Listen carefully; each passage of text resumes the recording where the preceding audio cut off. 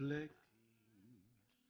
on the times we were kings, creative success. We were loved by our queens, but Western conquest provided a dream. Scheme I protest, it divided the team. No, oh no, I'm no hero.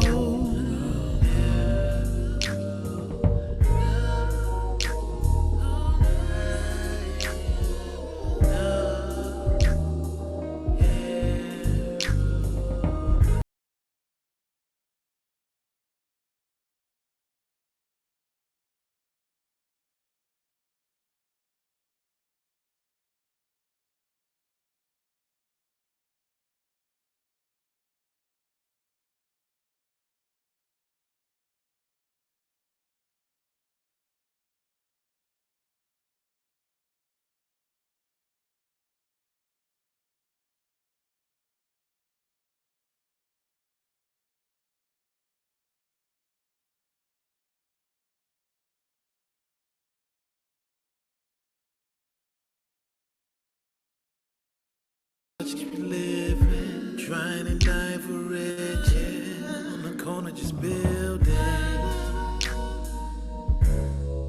I'm no hero. On the corner, just building.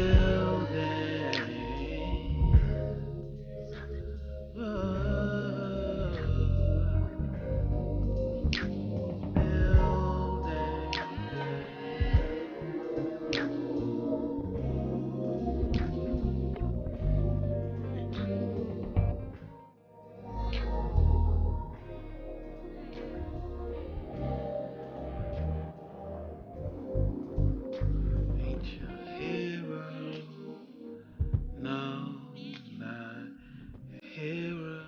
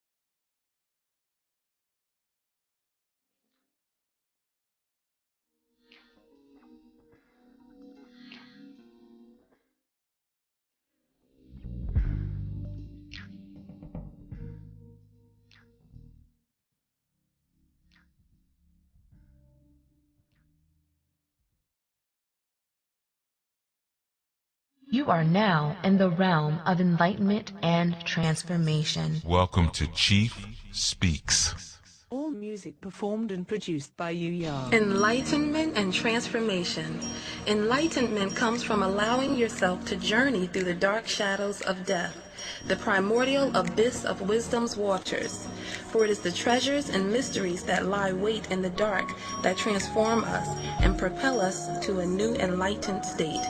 One should neither aspire to live in the light nor the dark, but should journey between the two in order to evolve the overall reality into a self-actualized creation. Knowledge is your light as wisdom is your darkness. The bold interplay of the two in your life leads you to an enlightened understanding of yourself and the universe you've created.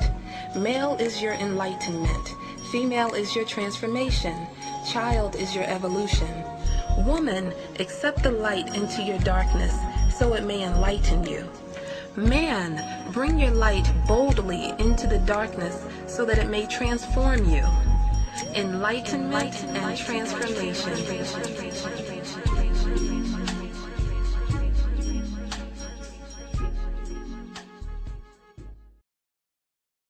I love you so much because you just don't know what you've just done for me. Thank you so much. Wow. Okay. This is like the best call I've had in ages on BTR. So this show was meant for me to be able to hear today, and I'm so thankful. That's his home. Therefore, now a new pathway has now been cut in order to get to the Almighty, where there may not have been one. So the communication with them, if they have enough power and strength to talk to us, the communication will be very related. That's one of the reasons I don't get into the current events thing too much, because it starts to become a perpetual alarm clock that we just keep hitting snooze on. I speak to the ascended masters, quote unquote. I talk about spiritual stuff, but I also speak about some very practical, we can do today things. Be as natural as you can be with your spiritual. You can't always go by your feelings, because your feelings are corrupted. Your feelings are just as corrupted as everything else, your chakras and everything else. You got to know what's beyond you, and that's why we have elders. We can't do everything. You can't get everything out of books or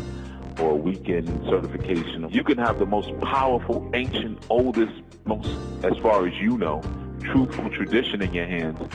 And if you still have a dirty spirit, you're not going to get anything out of it. You're not going to learn anything. You're not actually going to grow. I try to teach in a way where I make myself obsolete. That's always been my goal, to make myself obsolete. I really wanted to, kind of big you up. I think you're awesome. There's a lot of elders out here right now that want to know what's going on. They're not getting on Twitter and stuff like that, but they want to be up on the new stuff. Sit down and have some conversations with them. It's not always about hearing their story. It's also about being news reporters for them and letting them know, like, yeah, this is what's happening right now. They may tell you something about what happened in Charleston that you couldn't even. Your spirituality has to create sane spiritual family. Okay, and that family exists first inside of you. You have to express the different expressions of that rainbow coalition of spirits inside of you first. Okay, don't let communities hijack that rainbow. Because the problem is, when we come into the conscious community, the dudes are doing the same thing that the women are doing. I just want to say that I really enjoy your show every Sunday, and my friend and I call it going to church. When we call him, we'll be like, you going to church? And I'm like, where have y'all been at? God cannot go against its own truth. So anytime you have an inkling that God is going against its own truth, then God is no longer behaving as God. So therefore, the spiritual community doesn't recognize God. You dig where I'm coming from? Or can we have a new thought? Can we step outside of the books for a second and have a new conversation about hair weaves and wigs? Can we have a new conversation about homosexuality? Can we have a new conversation about vegan eating? We do. It's a good day for exorcism. Greetings. Good morning, everyone. And welcome to Chief Speaks on Enlightenment and Transformation. See, I took a little longer on the intro this dawning. So we had a whole 10 minutes of just preparation for the moment. Usually I just played a quick little 3-minute, where have y'all been? This is going to church. And then I come right in. But, I wanted a little extra time. But yeah, so welcome everyone. This is Chief Yuya, head instructor at the Sadua House Spiritual Institute and Chief Jegna of the Anu Nation and the Anu Life Global Ministries. You could basically say I'm Bishop Yuya. Praise God, praise God. All right, so this has been a segment that I've been looking forward to, or a month. The beginning of the month, each month we deal with different themes, and the theme for this month is power. And last month we dealt with authority, and I definitely look forward to sharing. I see some of our folks, Bishop Yuya. That's right. Yeah, I'm gonna get it on my license plates. No, I'm just joking with y'all. Shout out to all the bishops. No disrespect intended. But yeah, man. So we've been dealing with some good subjects, I feel, lately.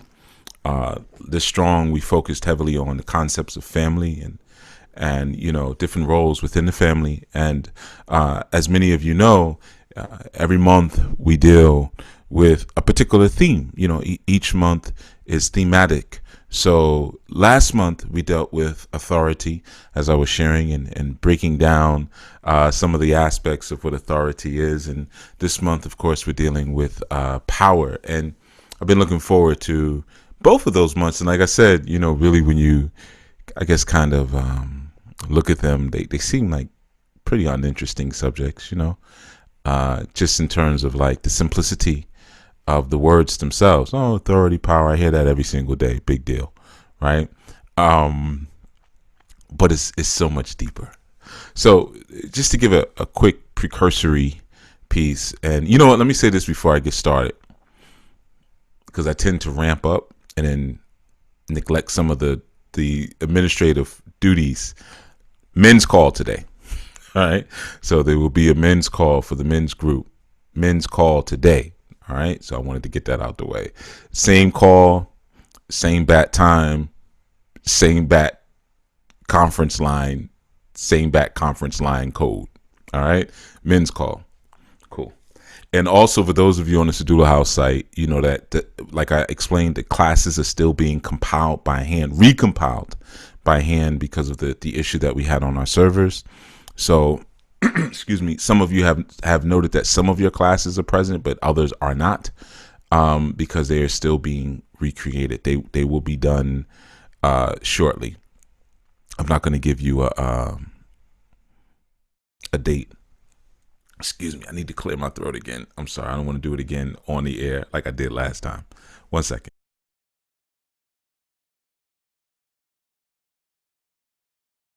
Okay. Sorry about that. Yeah, I had some heavy, some heavy chia seeds this dawning, man. I think somebody might have spiked my chia seeds.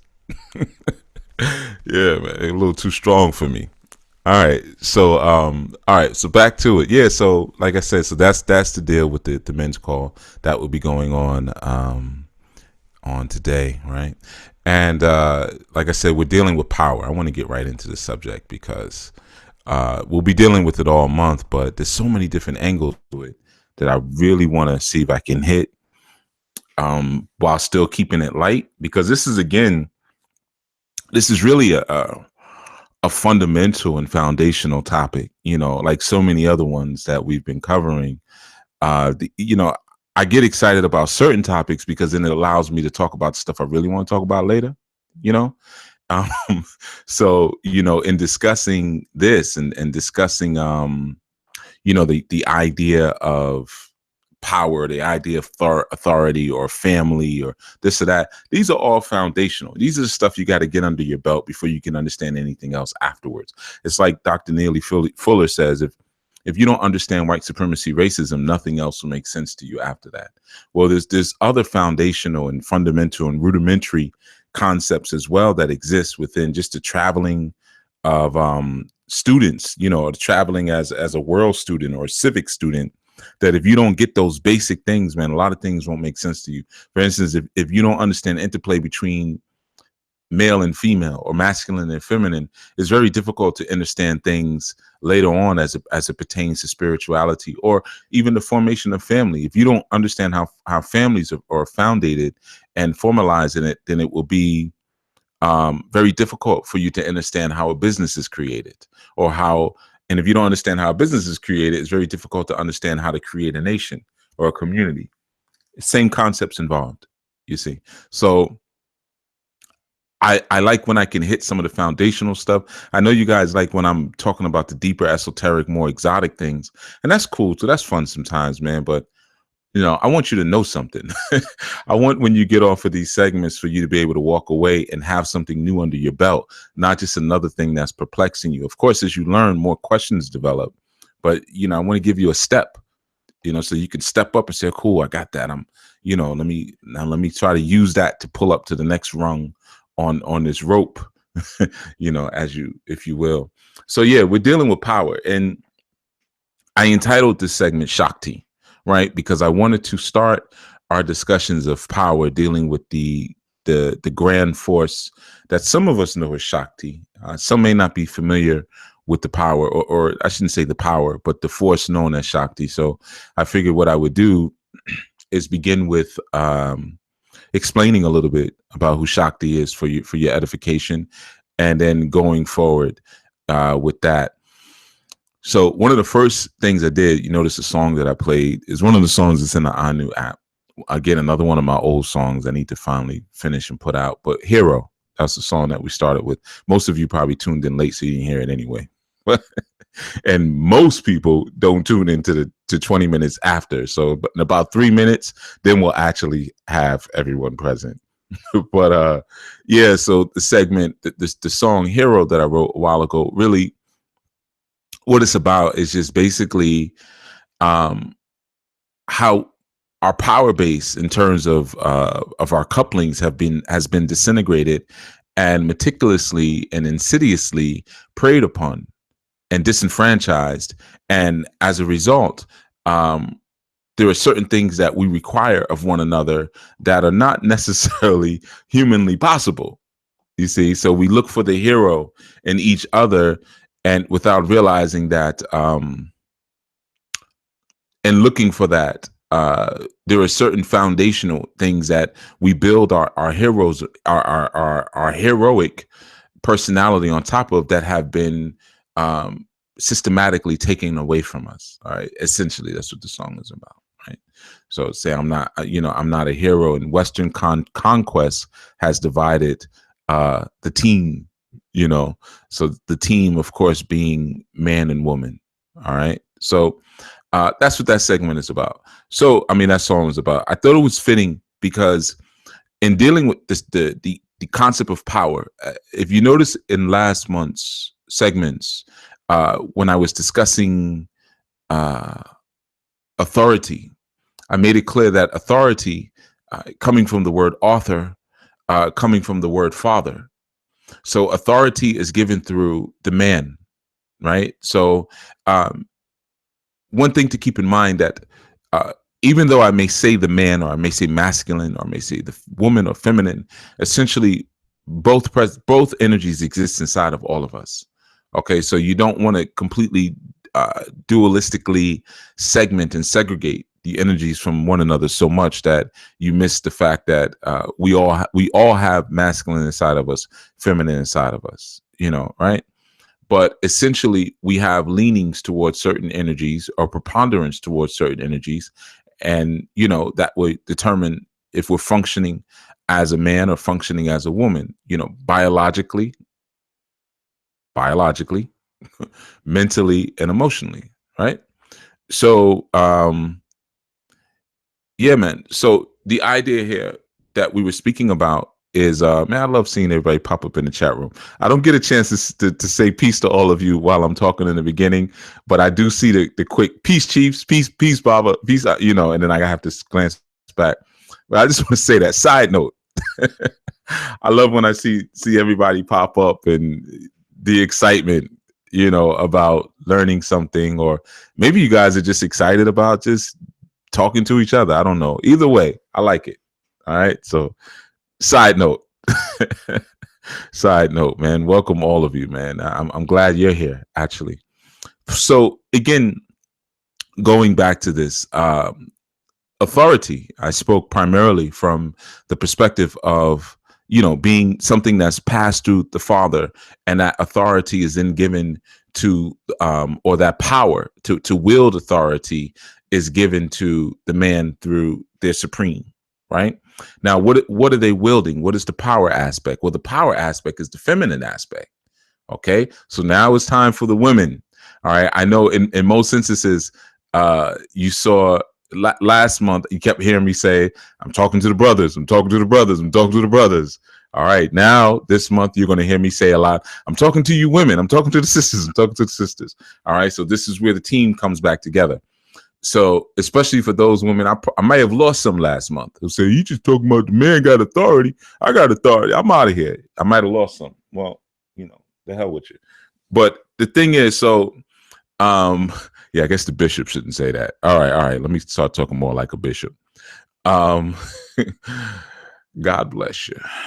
God bless you. God even loves the backslider. So anyway, so the idea here again is that the authority to wield and authority to do is coming from the man, but without power, you have the authority, the information, and everything, but you can't do anything. All right? Yeah, Master Builder, I see it. Yeah, 1122. So now we have power, right? Now power relates us to our aspect of Shakti, right? And even in your Sanskrit, power or the English words of power can translate into Shakti, or power also connects you to the idea of potent, or the idea of being able to do, even being able to energize or to manifest. We usually define as power in that sense, right? But it gets real good. It gets real good, and many of you may be familiar with the connections between Shiva and Shakti, right? Shiva and Shakti. Now, Shiva represents consciousness. Shakti represents power. Okay. Shiva represents consciousness. Shakti represents power. Now, again, it's really important, even though those energies are anthropomorphized, so that we can get it a little bit better. You're looking at electricity, you're looking at magnetism. It's not to say that Shiva is a man, even though Shiva may be depicted as a man. And it's not to say that Shakti is a woman, even though Shakti is depicted as a woman. So it doesn't mean that if you don't have a woman, you don't have any Shakti. Or if you don't have a man, you don't have any Shiva. Because within all of us exists Shiva and Shakti. The thing is, again, we have inclinations towards each one. So the union of man and woman, which is what we call sex, right? Sex or even sexuality. The idea of sexuality is the union between man and woman. That's more of an external thing. So sexuality or sex is not you combining internally your masculine side to your feminine side. That's not sexuality. Okay. So sometimes we confuse the stories, especially a lot of times when you look at certain mythologies or tales, and they're saying, well, this one had sex with that one, or this one, so then we say, okay, well, I'm a Shango and I got to find an Oshun to have sex with because they had sex. It's not necessarily saying that. When you're looking at these spiritual combinations, you're looking at the joining of your human or your world consciousness with your guru or your higher or your divine consciousness, which is what we call spirituality. Spirituality, spiral coming from the word spiral, right? Well, just like you have your double helix in your DNA, the spiral is not made by one strand. The spiral of spirituality is made by two strands. What are those two strands? Your human personality and your divine consciousness intertwined with one another, and they give you what you call spirituality. I'm a spiritual, because what we say, I'm a spiritual person. Well, person already depicts a human form, but I'm a spiritual person. So I've intertwined my human form with spirituality, you see, in that sense. So I just want to make that distinction as we're going, that there is a clear distinction between sex and spirituality. All right, there's a clear distinction that's given to us through our various traditions and, of course, through our deeper knowings. Right. So again, the aspect of Shiva, which is the masculine aspect, represents consciousness. The aspect of Shakti, which is the feminine aspect, represents energy or power. You see, so essentially, as authority, which is consciousness, because the higher consciousness, like we say, I get my instructions from on high, or I listen to my ori, or I'm going to go to my shrine about this. I'm going to go to the Babalao and go to the mat about this, right? We're tapping into higher consciousness. You see, that's the masculine part. You guys have heard me say this before. I don't say it much because most people they can't take hearing it.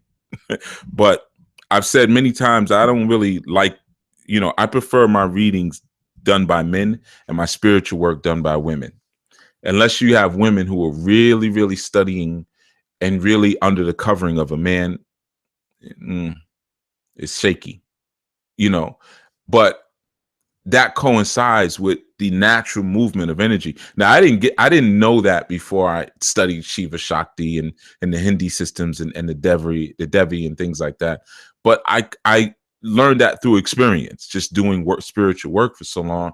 And I always noticed, man, the women always infuse their emotions and opinions into the readings, but when it comes down to doing the work, it's great because sometimes they infuse their emotions and their opinions inside of the work, which makes it more powerful.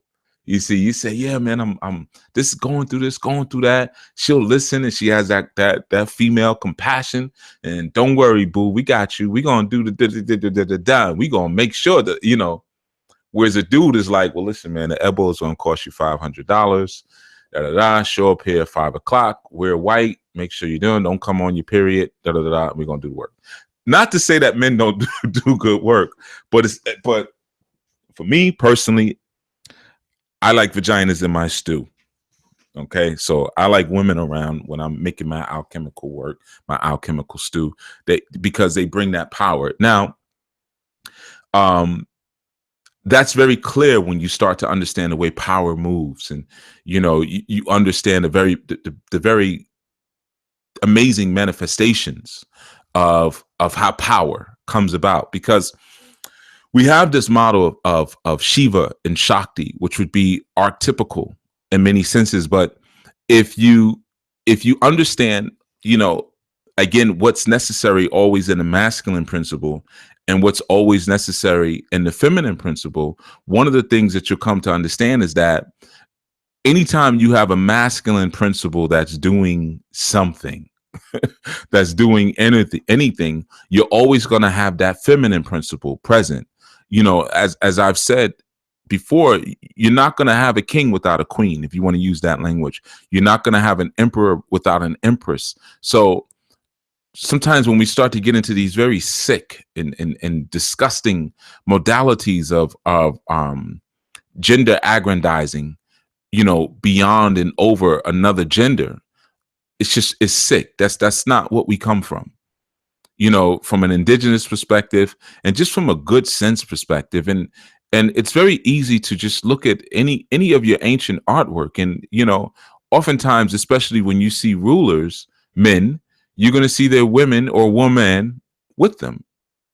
So there's always going to be a feminine counterpart to that male presence. And essentially you see that because they function hand in hand. You understand? So one, again, is going to represent the consciousness and a certain form of consciousness. And the other one is going to represent a certain power of that type of consciousness, because you have different forms of power. Like you have the power to speak. You have the power to know. You have the power to do. You see? So there's not just one power. There's many powers. Consciousness. Well, you could be conscious of food, or conscious of wealth, or you can be conscious of family, or conscious of spirit. There's many different forms. So what that means is that there's going to be many different kind of Netaru, many different kind of Devi, many different kinds of just spirit energies, Orisha. There's going to be many different kind, but they're always going to have a counterpart. Consciousness is always going to be coupled with power, because if it's not, you just you have nothing. You have knowing with no ability to do anything. You see? So for instance, if you look in Hindi culture and in Hindi design, yeah, you'll have Shiva and you'll have Shakti. However, Shiva and Shakti even separately have different avatars. So for instance, Lakshmi is one of the avatars of Shakti. So Lakshmi, and many of you who are coming from the Orisha perspective, you would know her as Oshun, right? But that's really her cousin. Like I said, don't make one thing another thing, but make those things or understand how those things are correlated and related to each other. So that way you don't dismiss your Lakshmi. Go study Lakshmi. I did a show on Lakshmi. So, I mean, you can start there, but don't dismiss studying Lakshmi. Say, I don't need to study that because that's just Oshun. Well, then we could say Lakshmi is also Ajay Saluga then, because we're talking about wealth deities, right?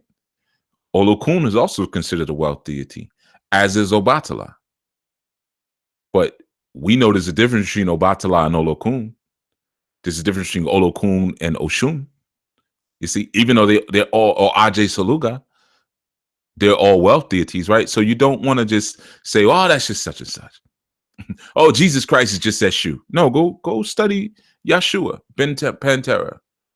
You know, study that too. You know, so just a side note. So, like I said, you have the avatar or the coming forth of the power of wealth, the Shakti of wealth, you see, which would be Lakshmi, who is mated to Vishnu, you see.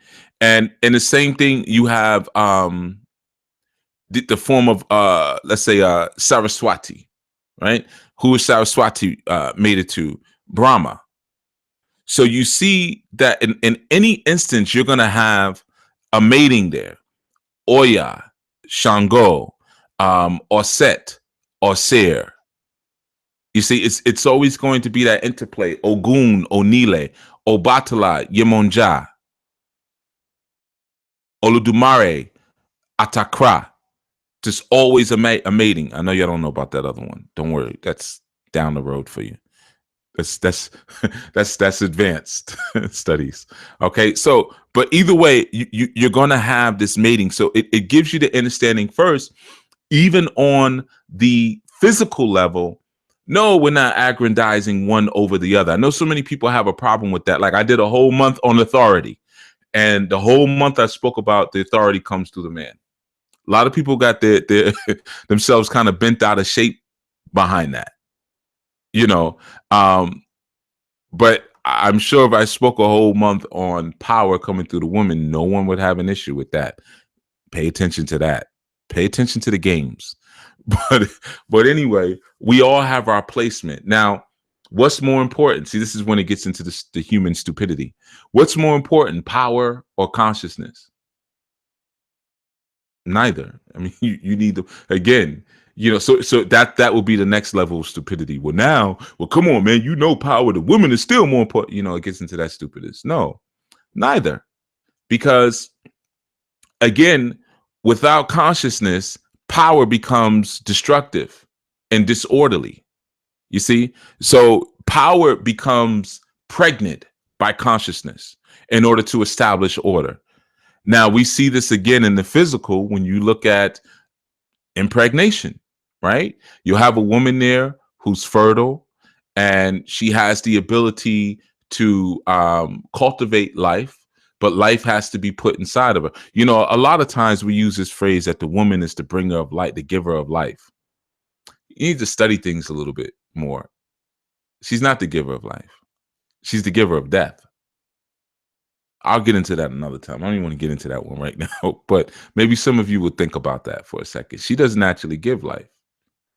You know, sometimes it's good to move beyond the Hallmark cards and the poetry and to actually, you know, basic things, study. Like I said, one of the things we say a lot with men, we say, oh man, you know, he puts a seed in the woman.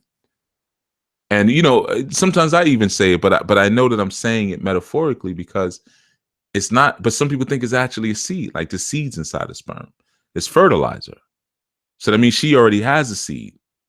You don't have the seed. You have the fertilizer. You see, so that may change things. That changes then a lot of maybe the allegories that people use going forward when they speak about the man and the seed, and well, that's cool to say once in a while when you're saying it poetically or metaphorically. But if you're really trying to break down some information, don't use that example because you're going in the wrong direction. And I've heard a lot of people teach, do lectures and seminar and use that terminology. The man has the seed, and she's the earth, and you're planting your seed into the earth. Nah, not really. The seed is already there. You're fertilizing it. So just isn't, an idea, Um, but going back again to Shakti, or as we also say, Prakriti. Prakriti. But Shakti is an energy, again, when you're dealing with power, you're dealing with force that beckons and calls for ordering. Very similar to when you're having a child. You have a woman who's fertile. She has thoughts, she has ideas, but the ideas and the thoughts are not ordered. So when you have a child, you create understanding, or you create the ordering of her high energy.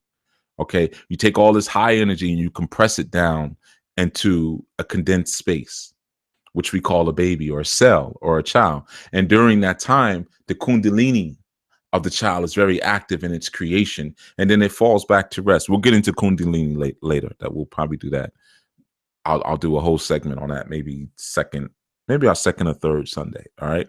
Because I want to give space just for kundalini. And the reason being is that I've heard sometimes certain questions come up amongst students surrounding kundalini, because it's the phrase is used so often and the conscious networks, and without really clear understanding other than it's a snake in your spine. But it's a lot more than that. It's the snake in the spine, man. And you want to activate the snake. It's a lot deeper than that. So I'd rather segment some space just for that. But let's go back again to the Shakti, or the power aspect, right? So again, we understand that there are different expressions of said power, right? Like I said, power to know, power to do, power to be, and all of those different expressions of power creates their own avatar. Power to gain wealth, Lakshmi. Power to destroy, Kali. You see, power to heal, Yemonja. So you start to see that power is feminine within itself. So whenever power creates an avatar for itself, it's going to create a feminine avatar. You see? So when you look at it, and you can look at this through all of them, you look at all of your avatars, that really express that power. It's going to be it's going to be a feminine avatar, even though you may have energies like Shango, or you may have energies like Ogun. Now they may be what we call, like Ogun will say, okay, well, Ogun is a destructive force. But where does Ogun get his power from? The woods, Onile. That's why people like myself, Ogun energies, you'll find that we like to be in the woods all the time. Like I said, in the woods, I can run top speed for an hour or more. Put me on a track, man. Oh my God. How many times we've been around? A mile. All right, I'm done. We did a mile. I'm good. I'm going home. The woods all day. You see, so you start to understand it. And for many of us, the nature is always going to make us stronger. Outside of nature, we're going to be weaker. But there's certain components and aspects and certain places in nature where we'll draw strength from. You see, so for Ogun energies, a lot of times it's, being in nature, or working with wood, or even working with iron, things like that, touching those elements, they draw strength from it. For a Shango energy, being around fire a lot of times, or, being where it's windy, right? So the environments of his consort is going to make him stronger. Or it's the same thing for an Oya energy. She's going to feel more encouraged and more stronger when she's around a boss. An Oshun woman is going to feel stronger, more encouraged, and more apt to do things when she's around information and knowledge, because her natural consort, who she finally actually marries, is Orunmila, knowledge, wisdom, and understanding.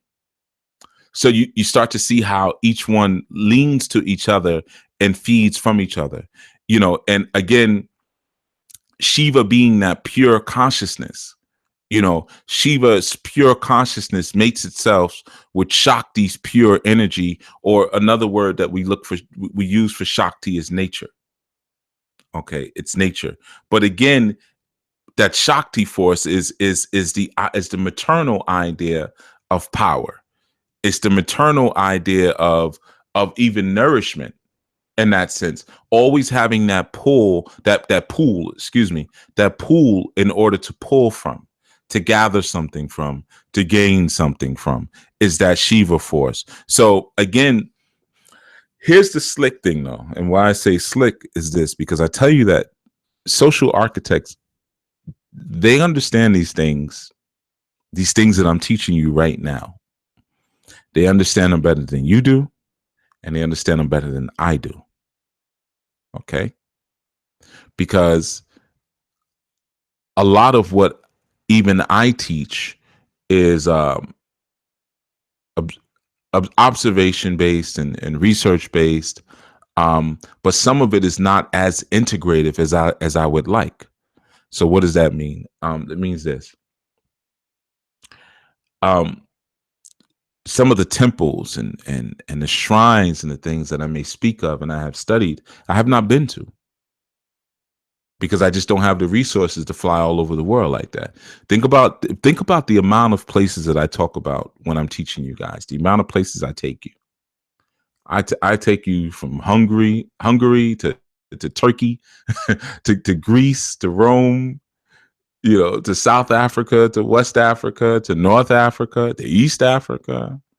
Then I take you, to Asia. I'm taking you all over the place, and I don't necessarily have the resources to spend that much time. And I've traveled a lot in my life, but really spending the time, I've never actually excavated anything. I've never actually, I've found some fossils in my life, but I've never actually went into a tomb and excavated anything. I don't know what it feels like to rob a tomb, to be in there, to be the first person to open that energy up after it's been sitting dormant, for thousands of years, to be the first person to breathe that air. I don't know what that feels like, so in many senses, much of what I may say is integrated. However, there are people who have done that, who have taken and documented and archived certain languages and then destroyed them. So knows what the language was before, So in many senses, when you're teaching or you're sharing this information, you want to get as integrative as you can, but there's still going to be things missing at times in that sense. So going back to, again, how each one mates and joins itself into each other, right? When we have this concept of power, what becomes very clear, and like I said, this is the slick part, is that people who understand these things, who are hired to architect society, they say, okay, well, power left unto itself without consciousness becomes ignorance, but it becomes aimless, disordered,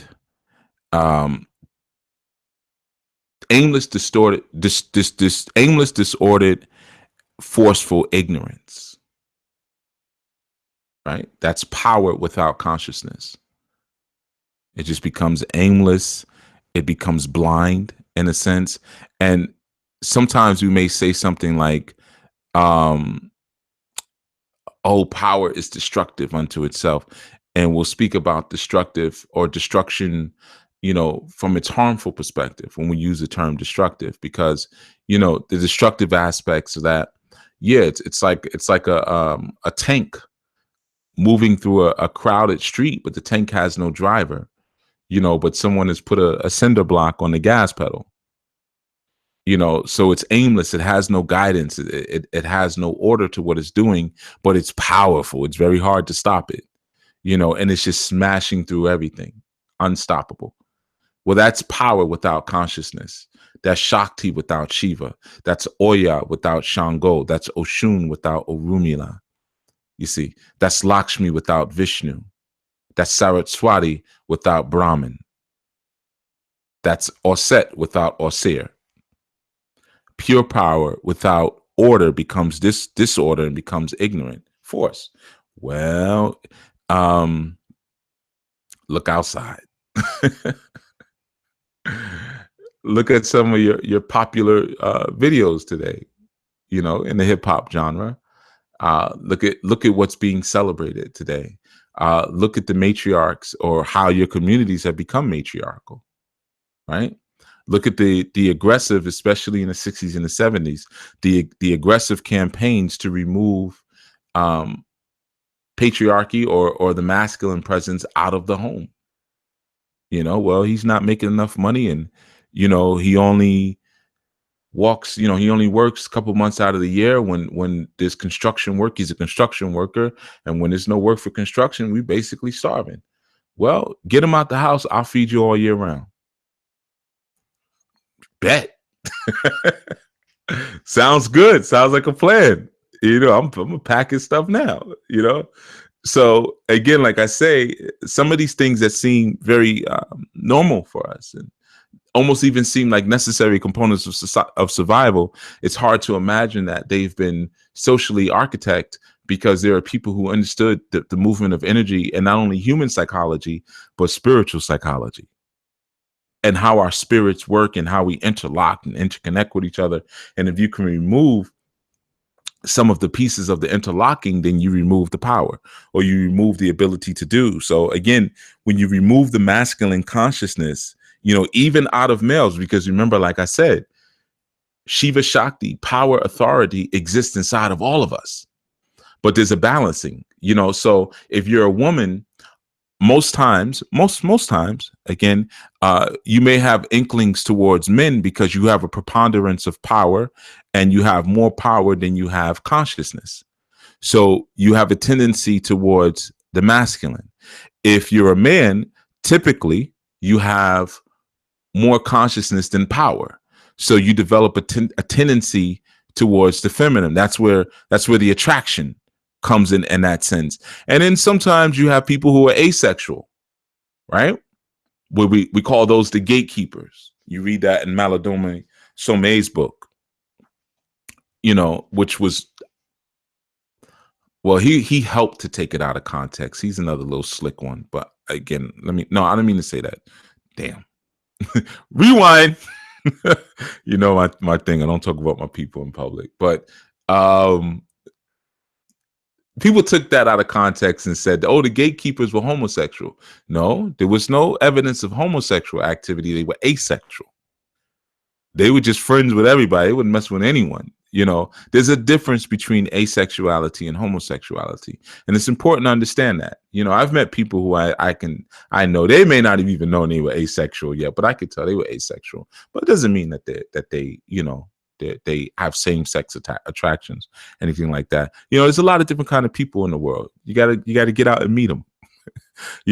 So again, when you have that balance between the two inside of you, then you move the life in a way where you don't really have an attraction to either one. And in some cultures, those type of people, asexual people, were held at higher esteem spiritually. Those are some of the people who became the priests and priestesses of their particular locales, because of the fact that they had that internal balance, you see. But again, some people took that out of context and said, oh, it was homosexuality, and homosexuals were held at higher esteem. And that's incorrect.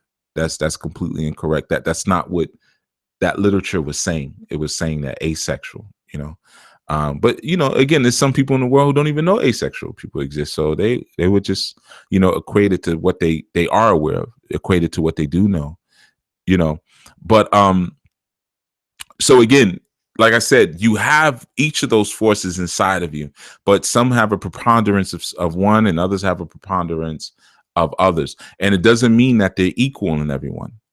So what that means is not all women have the same equal bestowment of Shiva or of power. Not all men have the same equal bestowment of consciousness.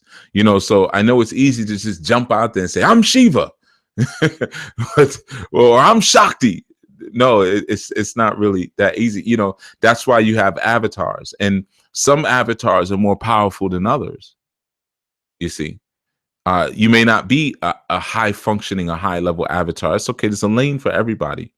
But in that sense, like I said, when you're dealing with Shiva and Shakti, you're dealing with primal energies that really represent one thing. So we separate them because we live in the land of duality, where Shiva's over there, Shakti's over there. But with your good eye, your first eye vision, or as many of you like to call the brow chakra, or the third eye, or your pineal. I like to call it the first eye. But with your first eye vision, you'll see that they're one. You'll see, Auset. Well, Auset, even in name, it's a combination of Auser and Set. So Auset brings those energies together. You see, so even if you look at Orunmila and Oshun, you say, this is one energy. Obatala and Yemoja is one energy. Sometimes those particular energies are depicted as androgynous. Sometimes Shango is androgynous. Sometimes Eshu is androgynous. Sometimes Obatala. There's stories where it talks about Obatala being Shango's mother. So sometimes there's that androgyny there, which is speaking about these are high functioning archetypes that have balanced consciousness and power together. In that sense, that's what that representative of. That is what that is. Excuse me. Representative of. But the Shakti manifestations is the power half of the equation. And we call that the mother, or the maternal half. Now, again, when you remove consciousness out of that mix, you get disorder, and you get ignorance, and you get blind and aimless destruction. Again, open up your window, look outside. Go to worldstar.com. Look at some videos. It gives you a sense of, this is what they did. And then you can look at the guys and you say, well, man, there's a lot of, look at some of your own uncles and some of your own cousins, and they may have brilliant minds. Man, these guys are rich, but he just can't get it going. I was having a conversation with a sister about that yesterday. She was sharing me some information about a relative of hers who is involved in it. I won't say the system because I don't want to seem like I'm speaking against that system, because I'm not. And I made it clear to her, this is him. In and out of jail all the time, but is claiming, he knows this and he knows that, and gives a lot of good information, but doesn't attach himself to wise women. Attaches himself to gettable women, gettable females. Let me say that. Whoever can get got, that's who he's dealing with. So he's not able to produce anything with all of the consciousness that he has, and he always ends up in situations where he uses his consciousness towards the wrong ends, because he hasn't found the fertile ground to produce anything real with his consciousness. He keeps implanting his consciousness into toxic ground, which creates toxic results for him. You see. So without that power, or that wise power, in that sense, your consciousness becomes ineffectual, because you're not able to actually do anything with everything that you know. I mean, I'm sure many of you, have met people on the streets who, were down on their luck, or just, and I'm going to say males, completely inebriated, or the town, I don't want to use the term loser, but the town challenged person. Goes through a lot of life challenges because of their aggressive ignorance. But you talk to them and they really got a lot to say. Really got some good guidance, some good advice, but can't seem to get their stuff together. And then what do the elders always say? He just need a good woman. If he just had a good woman in his life, he'd stop all that nonsense. Well, again, there is a truism to that. But, again, I want to predominate the conversation with talks around power, with talks around power, so the idea again here is that power comes through the feminine presence. Okay. Power comes through the feminine presence, and we all have feminine in us. We all have masculine in us, but it's about the predominant in playing your role. Like right now, for me as a man, I also know that babies like to feel something soft and cushiony and a soft voice. I know this from study. I know this from experience as a father. I know the reaction sometimes young infants get when they hear my voice, the terror in their eyes. Hey, baby. Hey, good morning. And it's like, ugh. And then mother will come and it's, a little soft woman voice. Hi, da, da, da, da, da, da. They sing a little song. Wakey, wakey, wakey, and then the baby's just playing and smiling. And I can't do that because my energy is just too hard. It's just too gruff as a man. They're not ready for my energy yet. Just like you're not going to take your baby and, just stick a fried plantain chip in their mouth and say, hey, chew on that. They're not ready for something that hard or that gruff just yet. So they're eased into the softness. Now, I could say, well, what I would do is I could soften myself. I can make my voice higher. I can maybe shave my face and, try to seem more woman-like. Of course, I wouldn't be, but I can try several things and try to trick the baby into thinking that I'm more woman. Or I could just make sure that there's always a woman in my life. I could play my own position. I could stay in my lane as the man. So that way I can provide the structure and the order that the baby needs now and the baby's going to need in the future, as opposed to leaving my post like so many of you fellas do. You leave your post, you see? And many females do the same thing. You leave your post, you see? And then this system will always give you excuses to justify it and make it almost seem noble, to make it seem noble. Sometimes we have to do things because there's no man in the house, there's no woman in the house, so we got to do this, we got to do that, and again, like I said, excuses.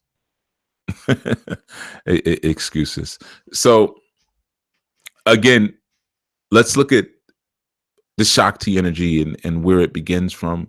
We're dealing with root chakra vibration when we're dealing with power in that sense. And I know a lot of times when we hear things like root chakra, we immediately go into this place where we start to demonize the root chakra. And I've spoken to people about doing that. Well, about not doing that.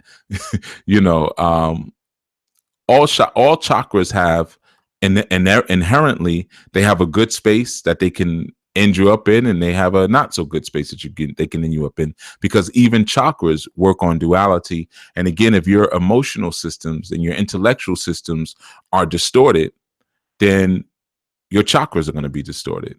And they are distorted and corrupted because if you have a physical body, there's already distortion. Okay.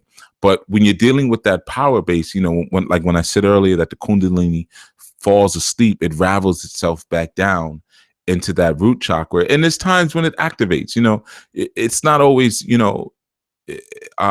Shakti meets Shiva. Shiva exists at your top, at your crown there. It's not always that they meet each other when, you're doing some special breathing exercise or you're doing Kundalini yoga or anything like that. There are times they'll meet each other, man. Again, let's talk about babies. When you see a baby or you hold a baby or you see your child for the first time or your child makes you really proud and you get that feeling of elation or bliss, same thing.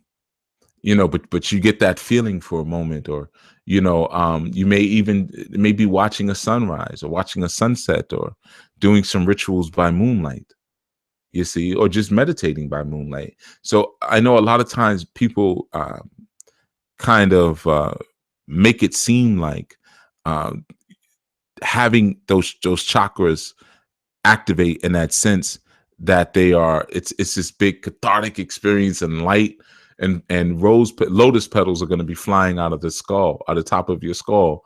But it's not always that. Sometimes it's very subtle, I felt my Kundalini activate just looking at one of my women walk out of the room.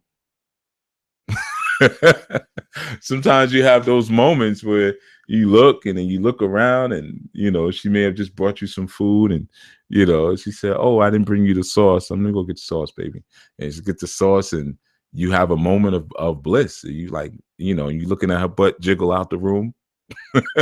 You say, "Man, I got a good life. This is all right. This is all right." Children might be there playing on the floor, and whatever. Things are just cool. So it's however it hits you. And I mean, I'm being slightly comedic, but well, not really. I'm actually telling the truth. Those are some of those moments of exhalation. But for you, that may be when that chakra activates, and so it's not always. It's being supple and being limber and having the flexibility in your spine, which is also to a degree a flexibility in what you're willing to be and do in the moment. That's the flexibility of character. What character will you be in a moment to bring out your destiny? So that's what activates that, or allows for easier activation of it. And for you, it may be that. It may be a good meal, or it may be a nice sunrise, a sunset, or it may be a drum class, or it may be a dance class, or a performance, or whatever it is. But there's so many different things that will bring you to that space, man.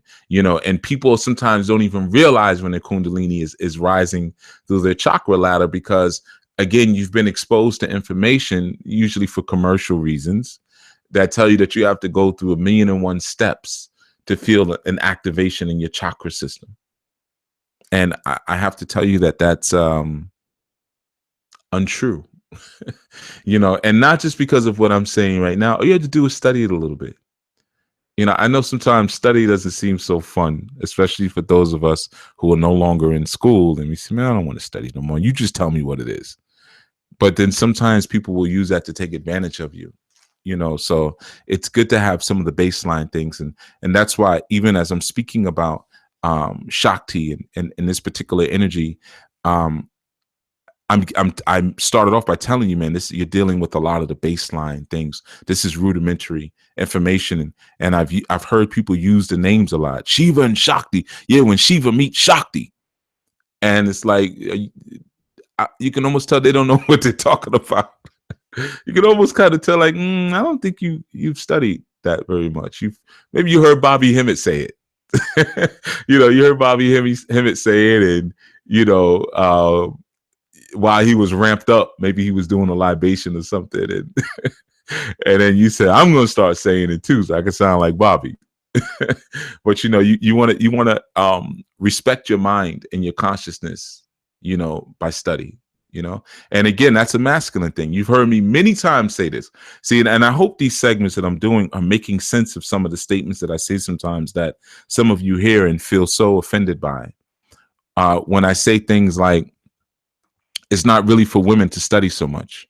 Nowadays, women tend to study too much. They need to do more and get out of the books. That's a man's thing.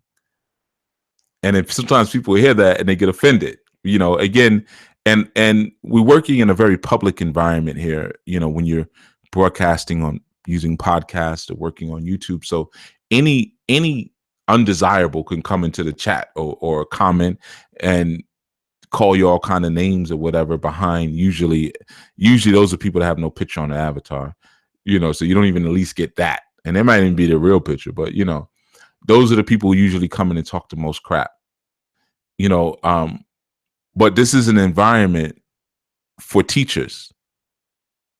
This is an environment for teachers, and this is an environment for thinkers. If you're a non-thinker, then a lot of these things are not going to make sense to you, and they may even feel offensive to you, because of what you've been so used to hearing over the years. So the idea, again, where I say that, women, they tend to study a little bit too much. That's why a lot of times when you start breaking these concepts down, see, I'm talking very slow right now. I'm giving real simple stuff. But when I kick it up a little bit, a lot of times the sisters do get lost. They appreciate it. Yeah, I value the information, but I'm still trying to figure out what you're talking about. And then sometimes in private, I'll say, "Don't worry about it. Let's work on your character. Let's deal with that. And let's work on what you're manifesting in the world." Because that's really your area. if you're not required, you're required to lead your children, while you're being led by your man. So really it's on him. The onus is on him to do a high degree of study and a higher degree of research. It's on you to really learn how spirit works and to learn how to manifest things and bring things into being and into production and create the most fertile and amazing environment for the fruit on your tree, or as we call your children. You see?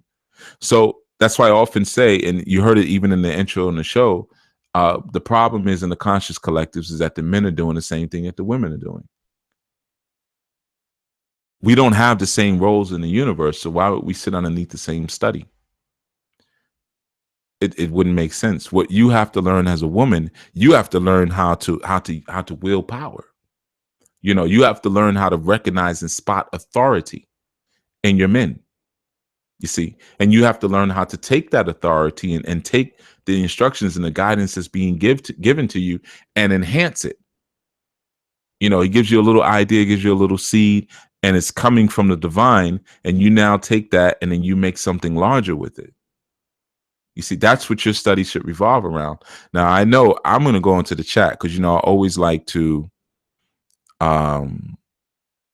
review some of the questions that are in the chat. I bet you, if I'm wrong, I'm wrong. I'll be wrong. I bet you there's somebody already in the chat who probably says something like, well, can't I just be more masculine or can't I be more feminine? Like there's a man who said, well, can't I just increase the feminine energy inside of me? And there's a woman who's probably said, can I increase the masculine energy inside? Because I get that every single time I discuss that. There's always somebody in the room who subversively is saying, well, can't we still just not be with each other? Isn't there a way around this? Is there a loophole for me to not have a man? And there's a man who's going to say, isn't there a loophole for me to not have a woman? But again, the name of the show originally, before I changed it because it was just too doggone long, was Ancient Indigenous Sciences Applied Today. That was the original name of the show. If you look on iTunes, you still see that title, Ancient Indigenous Sciences Applied Today. So we're dealing with the ancient ways that we did things and applying it today and the right things that we did. And we're shunning the backwards things that we did. You see, so for some, they may say, well, I don't feel like I need a man and da-da-da, or I don't feel like I need a woman. All right, that's cool. You maybe you're working from a different paradigm, but from what we're talking about and all this information that you soaking up and giving thumbs up to and saying, man, Chief, you dropping it. Thank you. Well, where it came from was a society where the union of men and women was respected and seen as divine, where sexuality was seen as divine and sexuality was defined as the union of man and woman. So I'm going to speak that language. I'm not going to extract that piece because it makes people uncomfortable in a society where unisexuality is pushed to keep us disempowered. You see? So what I'm going to do, because we're at the top of it, I'm going to go through the chat room in a moment and just see if there's any questions. If you have any questions, just place them in the chat. You can do that now. And people listening, the chat room, whenever I refer to the chat room, someone asked a question recently if the chat room was on the Anu Nation mobile app. No, the chat is in YouTube. So if you go to YouTube, you see on the side, I think it's the right side of the video, you'll see a conversation going on in chat. All right, so that's the chat that we refer to whenever we're speaking. All right, that's the chat room. All right, I'm going to get a little bit more into Shakti, but I want to check for questions before I go forward. All right, so just give me a second. I'm going to check into the chat room and see what the heck is going on. All right, give us a second.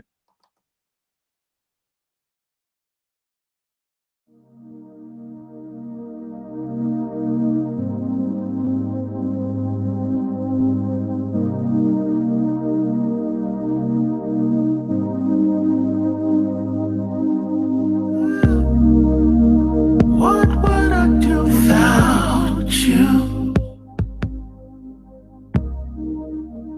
What would I I do without you? What would I do without you? What would I do without you? I can feel what's real. I can trust again. I accept the truth. I don't have to pretend. I don't need your handout. 'Cause I'm a man. I'll take the little I got and do the best I can. Tell me what would I do without you? Tell me what would I do without you? Tell me what would I do without you? Tell me what would I do without you? Said I have no feeling.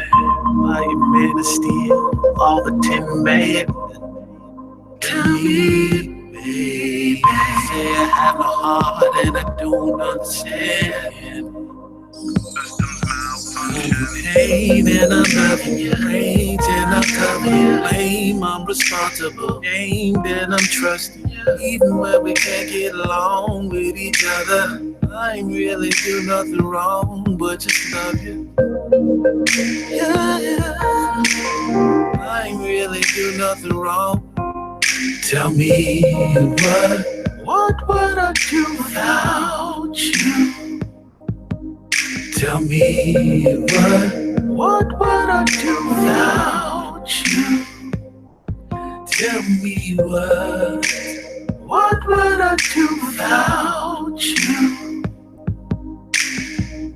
I can cry, I can frown, I can laugh, I can smile. Just can drive out of town and just chill for a while. I can cry, I can frown, I can laugh, I can smile. Just can drive out of town and just chill for a while.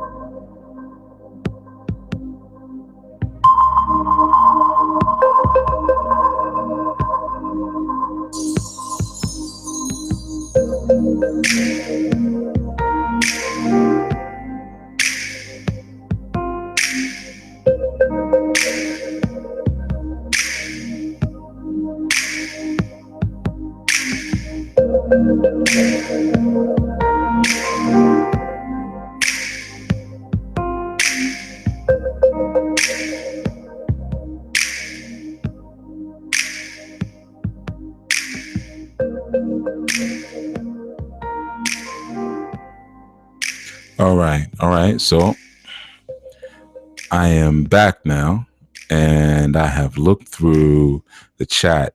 You know, I just wanted a moment to kind of make sure that there weren't any major questions that were being asked, and I didn't want to miss them. So yeah, I see here that there was some questions asked. You guys are kind of all over the place, actually.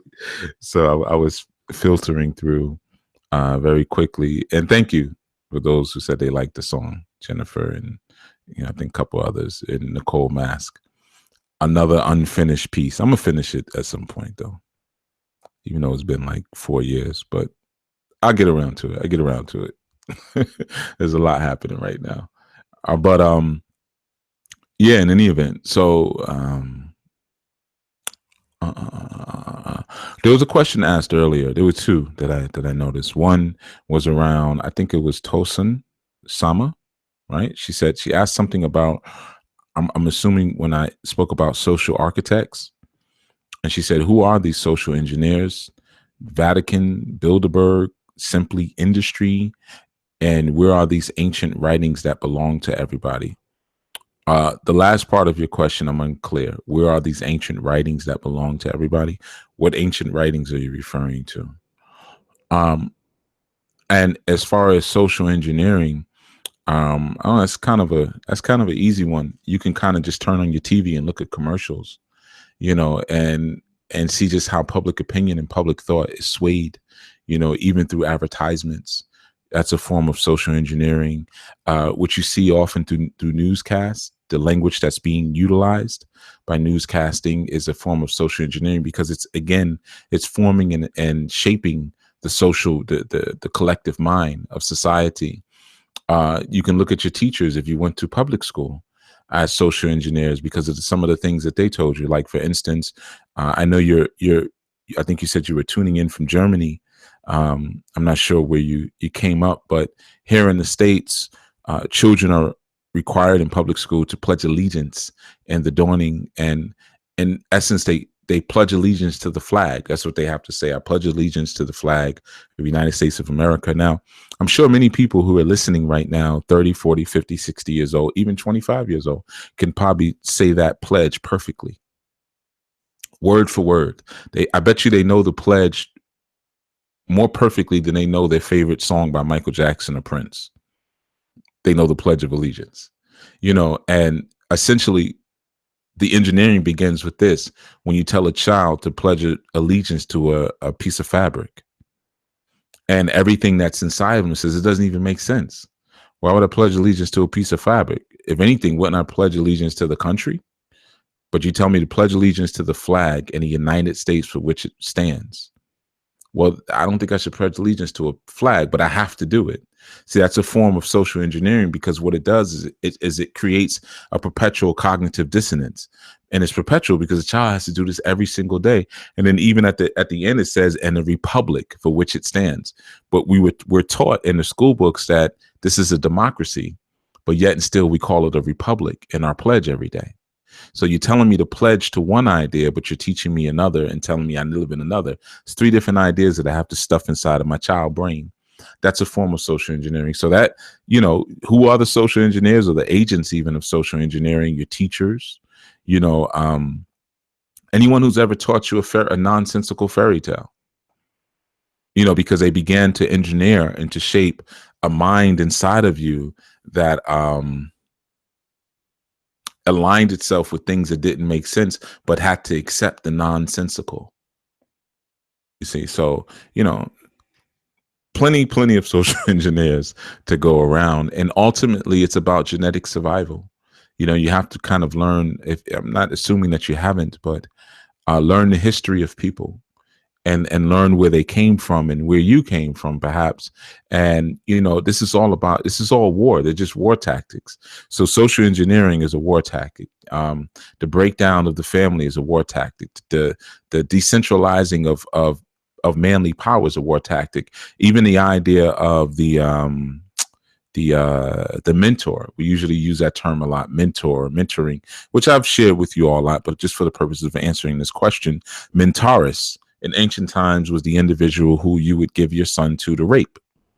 I'm saying it very quickly because I want to get through it, but I'm not distorting anything. So the mentorus, like you read the book, The Odyssey, and you could get this right in the beginning. So you have to read the whole book to actually get it. But his close friend was mentorus, and he left his son in his charge. And what they would do in those times in ancient Greece, they would take the boys to the gymnasium, which is a Greek word for naked. That's why when you go to gym, you have to change your clothes, get naked, change your clothes, come down and play. But the gymnasium is where you sent them, and your friend, who would be like Uncle Mentor, his like the uncle, your best friend, he would then take your son there and he would rape him. And what that would do is that would beat down the desire or the willingness to rebel and young boys, because remember, you're looking at a culture that's built upon the theology and the mythology of Zeus and his brothers overthrowing their father. So the killing of a father, if you ever want to understand the mind of a people, understand their mythology, learn their mythology, because that tells you what they think of themselves. That tells you, just like if you read Yoruba mythology, they talk about people walking down the street and they're happy and they're eating a yam and they're singing songs because life is sweet like oyin, like honey, and like yam. So then you immediately understand, okay, well, these are people who ate yams and honey. Like, obviously these were substances that were used in this particular region. They're not singing songs about drinking soda. So I guess they didn't have soda. So if you want to understand the mind, understand the mythology. When you look at Grecian culture, again, you see a culture of high deities like Zeus who had boy lovers like Gamenes. So then it makes you understand more when they use words like agape, which they tell you in church is unconditional love, but that's not what agape translates to. Agape is the love that's felt between an adult man and a young boy. But in Greece, this was one of the highest forms of love. So they'll say agape, that's the highest form of love. You even have a place called the Agape Center in California, But again, when you're dealing with people who are trying to restore their ancestral legacy or their ancestral glory, they have to do that through social engineering, especially at a time you're dealing with a group of people when they started to travel around the world. People looked at them like they was crazy. Like, what do you mean you screw your page? Because the page, the knight's page, that was their lovers. Samurai had the same system too. I know, as much as we love the samurai, yeah, but they were banging their pages too. They had these little boys who would help them and stuff, and and they would screw them. But and you even have in the tarot, you have the page. So you have to learn the history and the mythology, and it gives you an idea why certain things are pushed today in terms of social engineering, and they're presented to you like they're normal. Like, oh, you should just accept this, you should just accept that, because people are restoring their ancestral glory. They say, no, we're gonna legalize pedophilia because that's a part of our culture. Just like we're gonna legalize same-sex relationships. It's a part of our culture, right? Now, I personally don't have a problem with any of that stuff, and I'm gonna tell you why. Because everyone should have a right to live as their ancestors lived, right? But I think we should also take the onus upon ourselves to learn how our ancestors lived and say, well, this is going to be our culture. We don't have to take on the culture of your ancestors just because you may be the more dominant presence in this society. Why don't we learn about what our ancestors did, and let's go do that? And everyone in the world has the divine given right to live as their egun. That's why it's good to learn about your egun and learn about the histories of others' egun, because then you'll get a better sense of why and who is architecting things in certain ways. Because when you see certain things come up, you'll say, that ain't nothing but some Greek stuff. Well, who is considering Greece as their motherland, or who holds Greece in high esteem as their ancient model of civilization, or the ancient model of refinement and development? You see, the same way we may speak about Kemet or Zulu culture or Yoruba culture or Ethiopian culture, then it would make sense if we do certain things that are in alignment with those cultures, right? So that's the answer to that question. As far as the Bilderbergs, and throw it all in there. Anyone who has a personal interest and an economic interest in restoring their own personal ways and culture, yeah. But sometimes you're the social agent. Sometimes you're doing it. Sometimes I might do it, right? Because right now, what language am I speaking to you in? What does that do for you? I'm almost making English cool.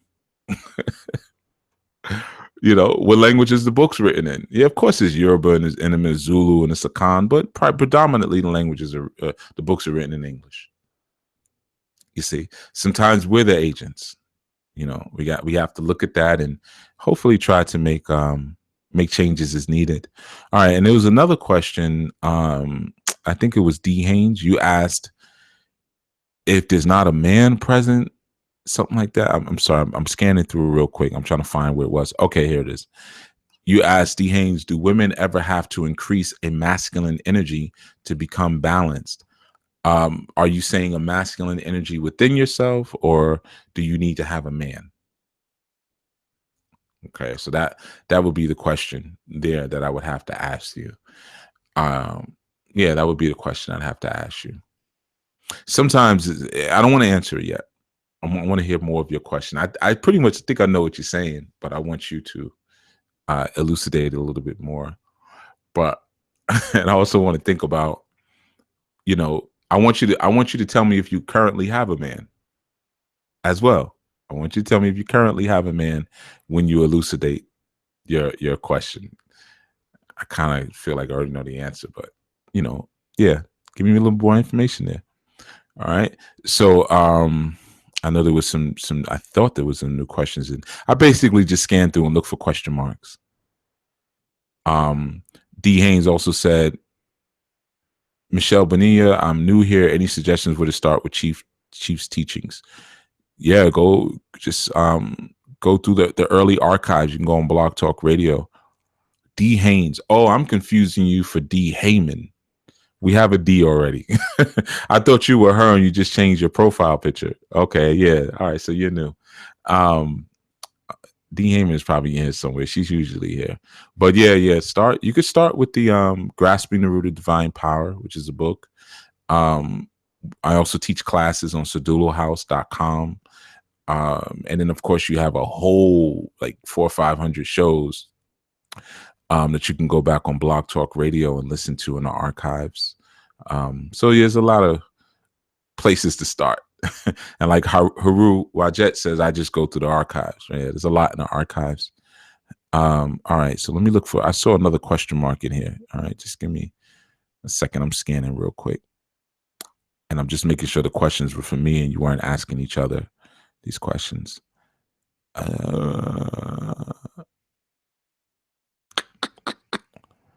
on. D. All right. Well, I'll read some of the comments while I'm looking for the questions. D. Haynes says, I constantly got thrown out of 4th grade for singing or reciting the Sarot Food during Pledge of Allegiance. Don't know why I wouldn't say it. You know why you wouldn't say it. Because you have consciousness inside of you. That's your man inside of you. As a little girl, you had that masculine presence inside of you, the consciousness that said, this ain't right. I ain't doing this. This ain't right. Nicole Mass says, my father was in the Air Force. I was forced every day of my life to say this pledge. I would get in trouble because I didn't want to stand up and do it. I was like, why? Yeah. Social engineering. Okay. So we have another question. Question, do I leave in search of family and male/female balance? Or is there a way to stand and create with those who don't share what you've said about true family? Okay, so I'm gonna do this again. Question, and this is from Infame and Malika Boussolet.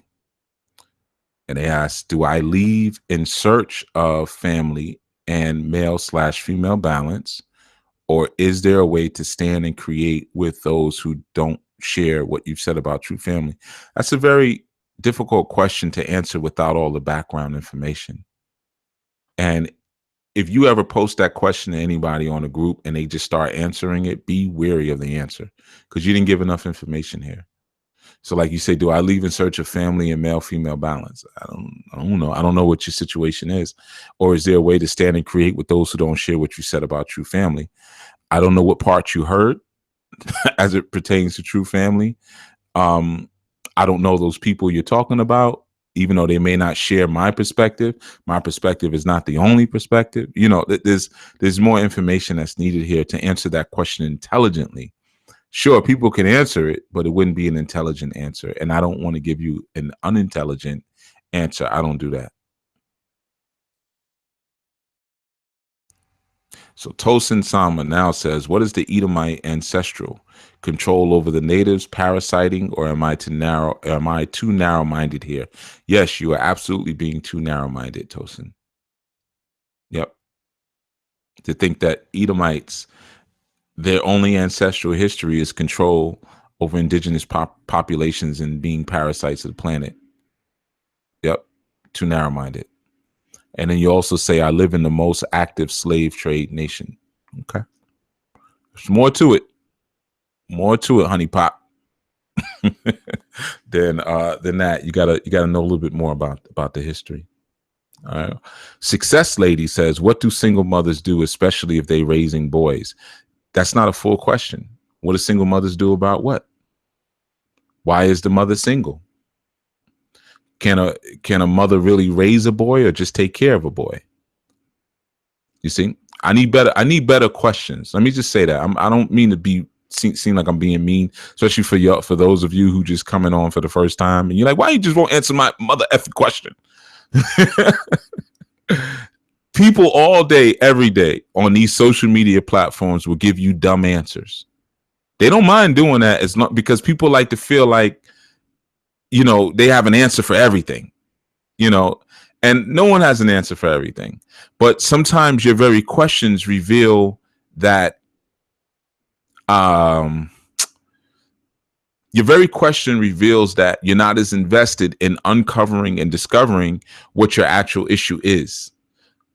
Sometimes by the generalities or the vagueness of your questions. If you ask me a question, what do single mothers do, especially if they're raising boys? Any answer you're going to get on that is going to be pure opinion.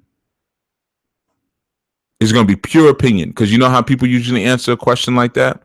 Well, if you're a single mother raising a boy, first of all, if their father is not in the picture because he doesn't want to step up and do what he wants to do, then you're going to have to find, get that boy in some type of activity like martial arts or basketball or football or something like that, because of the fact that you're raising boys, because, a woman can't raise a man. It just gets real opinionated. And all of that sounds good, but it may not be applicable to your situation because you haven't made your situation clear. Soon as I see single mothers, well, the immediate thing goes, where's the father? That's my first question. Where's the father? Then we have single mothers raising boys. You might say, well, his father's down the street. We'll send him over to his father. Problem solved. Then you might say, well, but his father's not into this stuff, or his father's not this, that, and the third. Well, who's to make that decision? Who says you so great?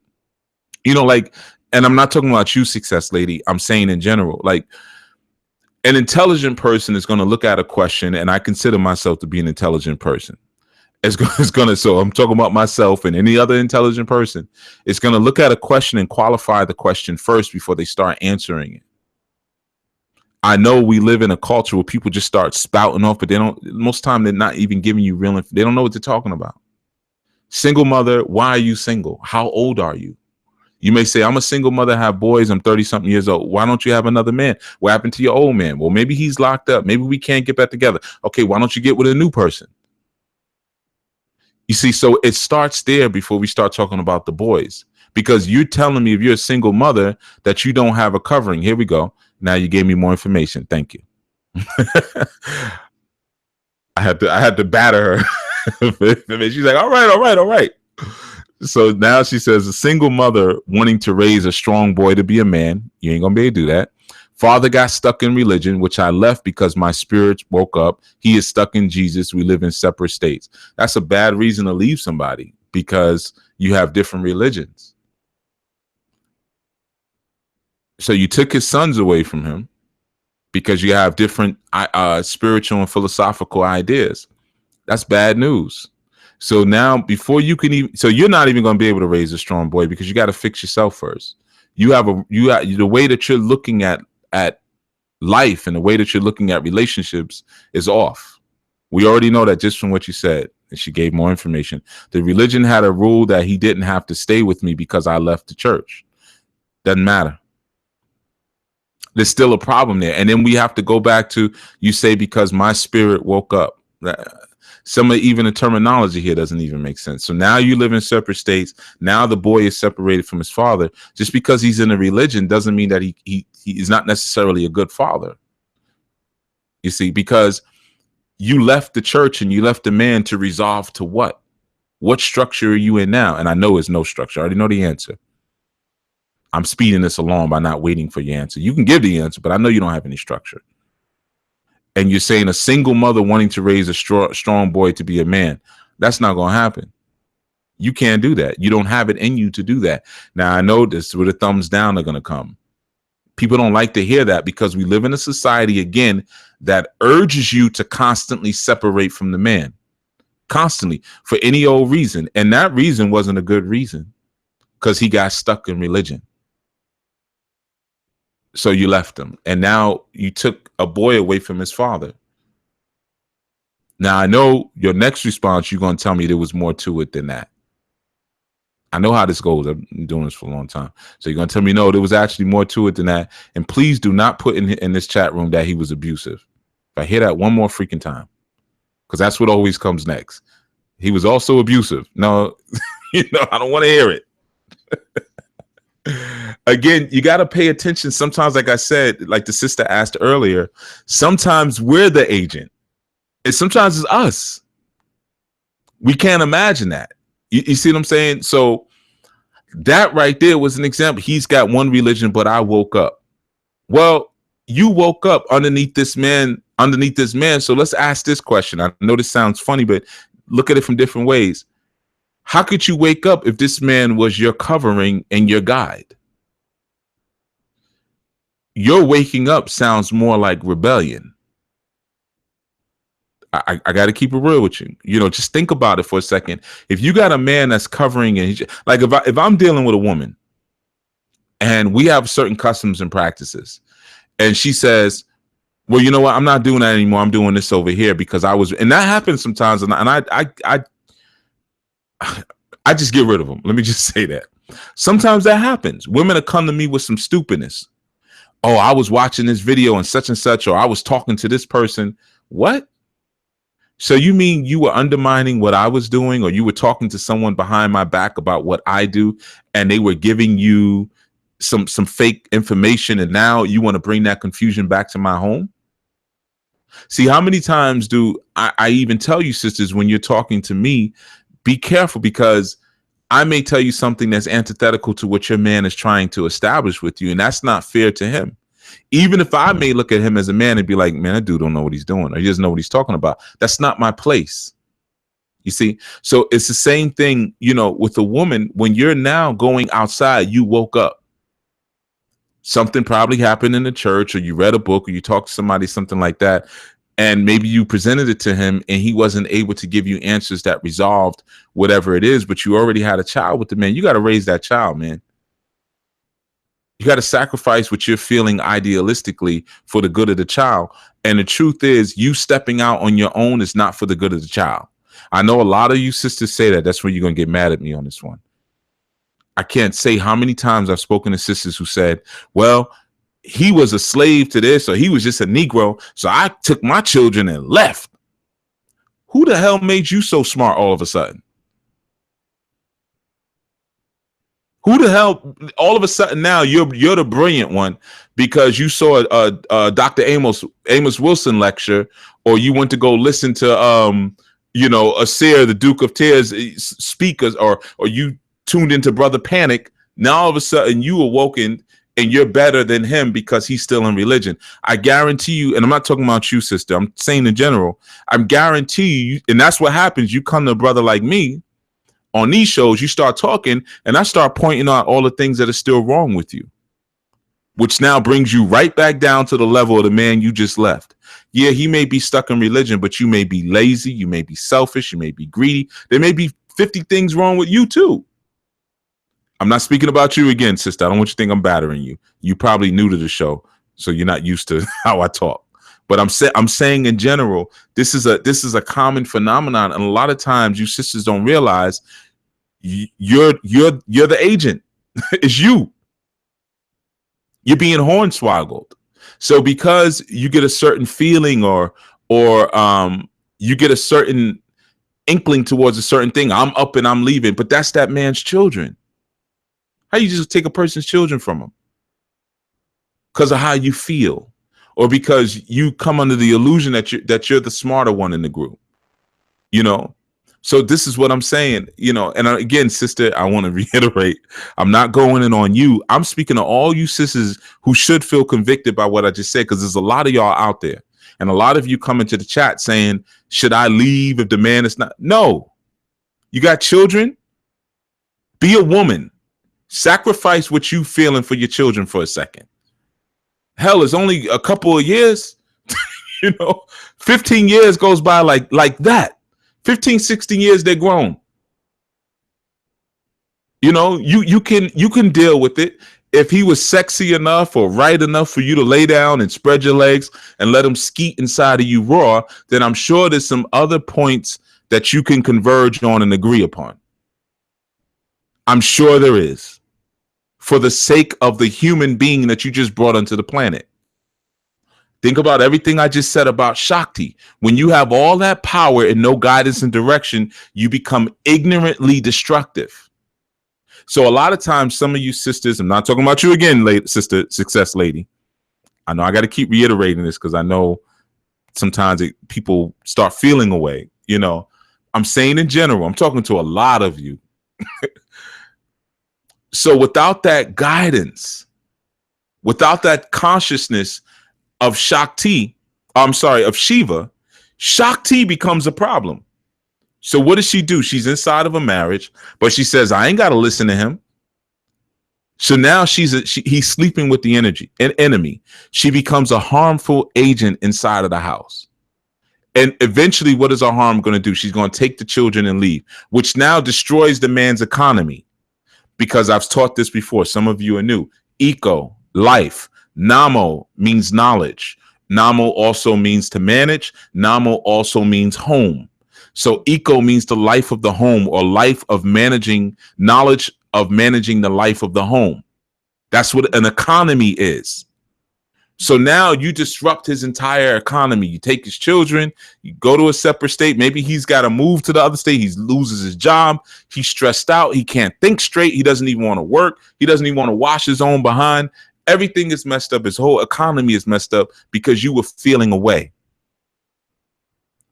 And then there's a cycle that repeats, and then the children are witnessing this. So now what becomes their ideation of what a marriage is, of what the customs and practices of their people are? You see, now your children grow up screwed up. And then they get on a show like this 15, 20 years from now and say, what do I do to that? And then I say, what kind of examples did you grow up? Well, I had a strong mother. Oh, as soon as I hear that, I know you had a problematic mother. And then there'll usually be no talks of the father. What about your pops? He was around. like old lap dog.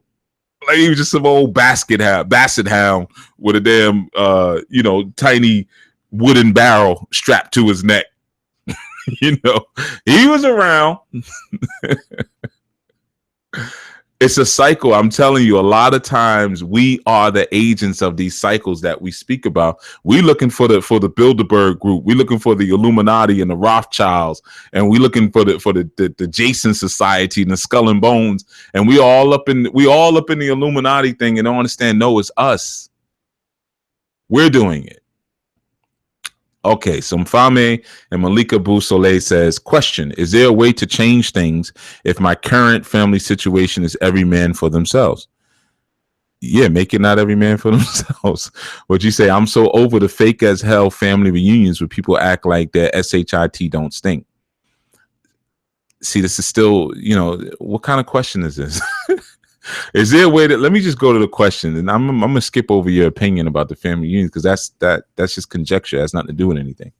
Is there a way to change things if my current family situation is every man for themselves? Yes.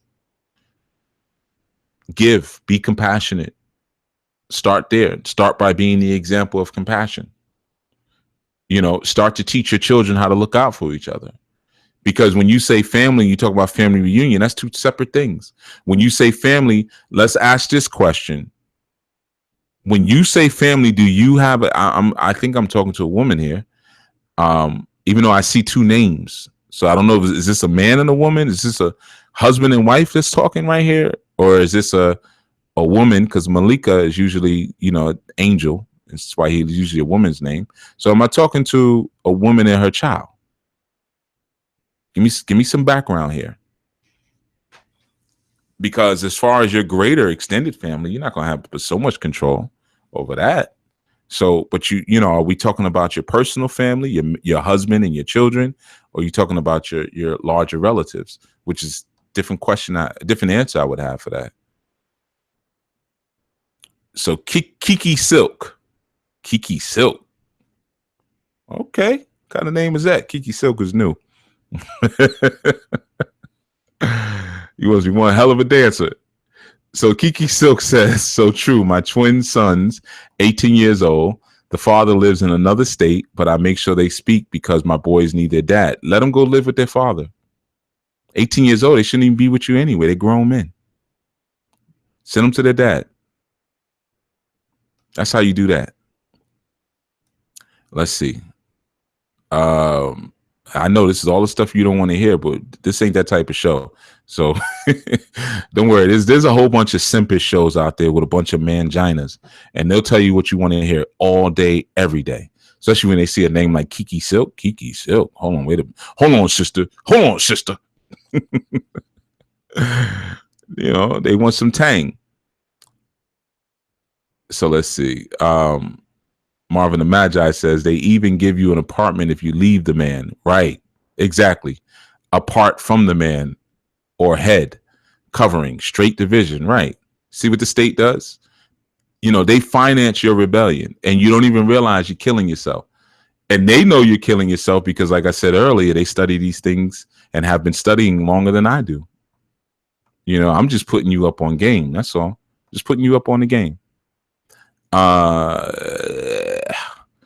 D. Haynes says, Chief Yuya, please see my reason. Here we go. Here we go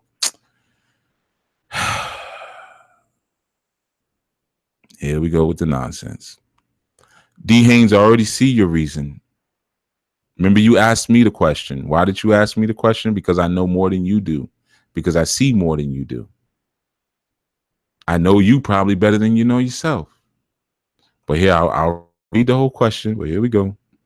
Chief Yuya, please see my reason for asking about increasing the masculine energy. Sister Michelle dropped a seed for me about not trying to be a masculine woman and joining with the man.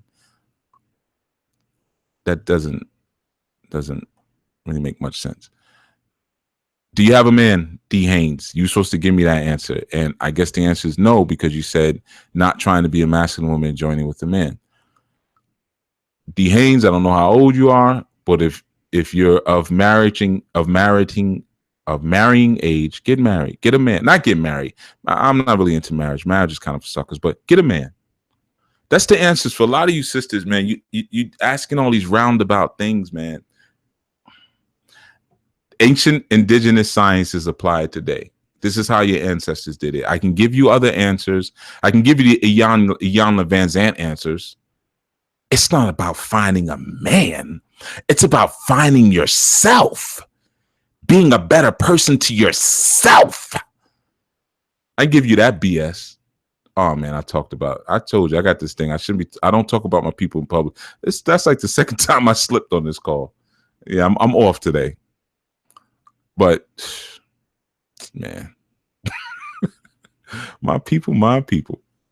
All right, so let's see what else do we have here. Tosin Sama says even a 2-parent household isn't a guarantee anymore. Right, but is a 2-parent household more of a guarantee than a 1-parent household? See, we always trying to dip and dodge. Like, that's when we know we got addictions to white supremacy racism. That's the truth. We got addictions to white supremacy racism. We always trying to make excuses not to do what we're supposed to do. You know good and well you're supposed to have your father and your mother. So what we do is we just keep, well, you know, some of these men out here don't want to do it. Oh, these women, come on, man, stop. That's why we always have to go back. You see all the stuff I'm teaching? I started the show by saying that I'm going to give you some foundational information. Why do I have to keep teaching you foundational SHIT? It's because everything I spoke, your addictions to stuff that doesn't work. That's why. So you'll listen and say, yeah, that's deep. He broke that down. That whole Shakti thing, how it's a feminine energy and Shakti represents itself as different feminine, but every man has to have a woman. Wow, that's deep. So that means men and women are always supposed to be together in order to manifest anything on the planet. Then we go right back to the nonsense. Well, can't I just have it inside myself in the event that I can't find somebody? You know, we keep going back to this dumb stuff, man. That's why we always have to keep going back to the basics. Here's real simple. If you give a damn about your children, okay, if you give a damn about your children, if you give a damn about your community, if you give a damn about growing anything, then look at what's necessary in order to establish a strong community. If you don't understand, look at communities that are strong. Look at what they have and look at what you don't have. I mean, it can't get much simpler than that. We keep making excuses not to do what we're supposed to do. Tosin says, by the way, I'm a man, Chief. Then you shouldn't even ask them questions, brother. You shouldn't even ask them type of questions. Come on, man.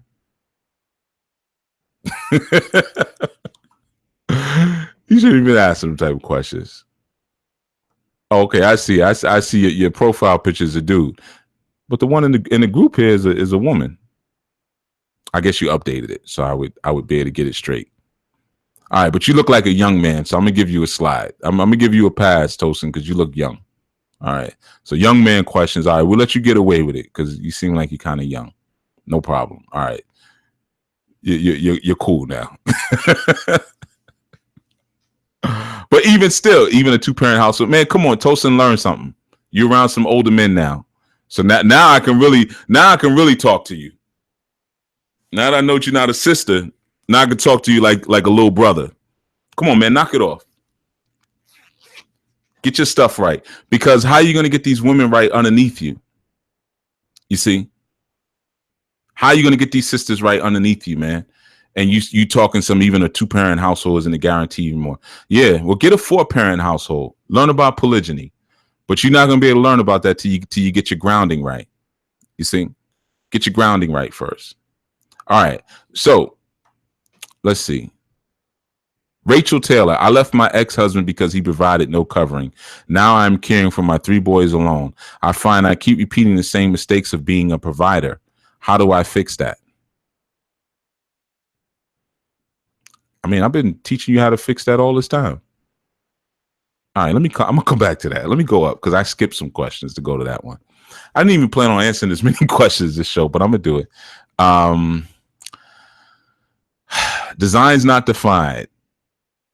Yeah, let's see what you got to say. With her interesting, she got her soap opera situation. I'm just like, if he goes back and forth to jail, do I welcome him home with open arms every time he's released and have him come back home? Depends on what he's going to jail for. Why he's going to jail. Everybody goes to jail and do something wrong. Some people go to jail because he did something right. You know, it depends. You know, but yeah, I mean, so that's. Oh, now she says Chief didn't even answer my questions. LOL. I see it. I only see that one question. Did you ask something else? Hold on, let me look. This is where okay. This is where I get confused, Chief. You say people can have more kids and then say people need to stay and sacrifice. I don't understand your statement, Design. Was that even a question, or was you coming at my throat? Do me a favor, Designs. Could you copy and paste your questions into maybe one question or one post? That would help me a little bit because I'm scanning through. I didn't see your previous questions. All right. So I didn't mean to dish you like that. It's just there's a lot. You know, there's a lot there in the chat room. All right. So I may have missed it. So I apologize for that. But and I don't understand your statement about people say, yeah, you can have more children. D. Haynes, why you retract your message? I saw you retracted a message. Put it in there. I'm messing with you. But yeah, please just put them in one. I don't mean to ignore your question. So let's get back to you, Rachel Taylor. I left my ex-husband because he provided no covering. Now I'm caring. Well, what does that mean? He didn't provide a covering. All right, I need to understand that. You know, he didn't provide a covering. You know, covering in the sense of what I taught what a covering is, or because he didn't provide any financial resources. Because that's what it sounds like you may be hinting to with the fact that you said, how I find I keep repeating the same mistakes of being a provider. How do I fix that? And keep in mind that the woman is a provider, right? The ultimate example of godhood in some senses is, and this is again not the black woman is God.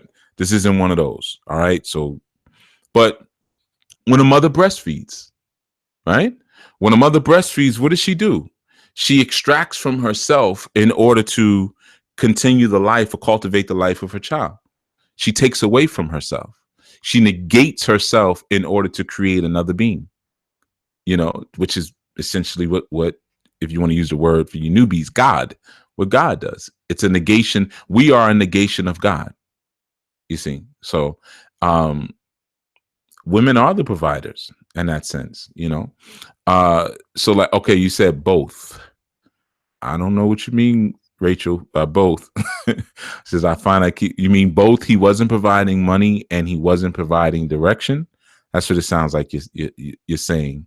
If you're saying that he was not providing any financial resources and he was not providing any direction, why did you have 3 kids with him?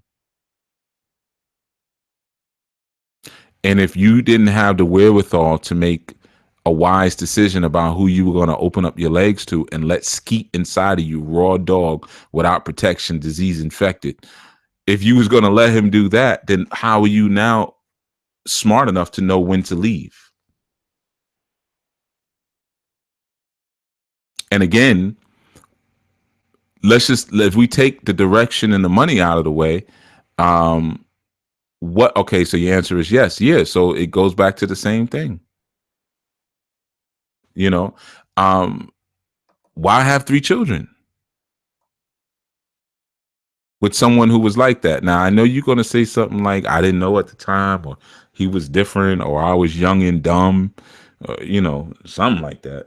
But now, how does not having their father in the picture affect those children? And I don't want you just to give me a straight answer, but I want you to think about it before you answer. You got 3 boys. Boys need their father. They need their father.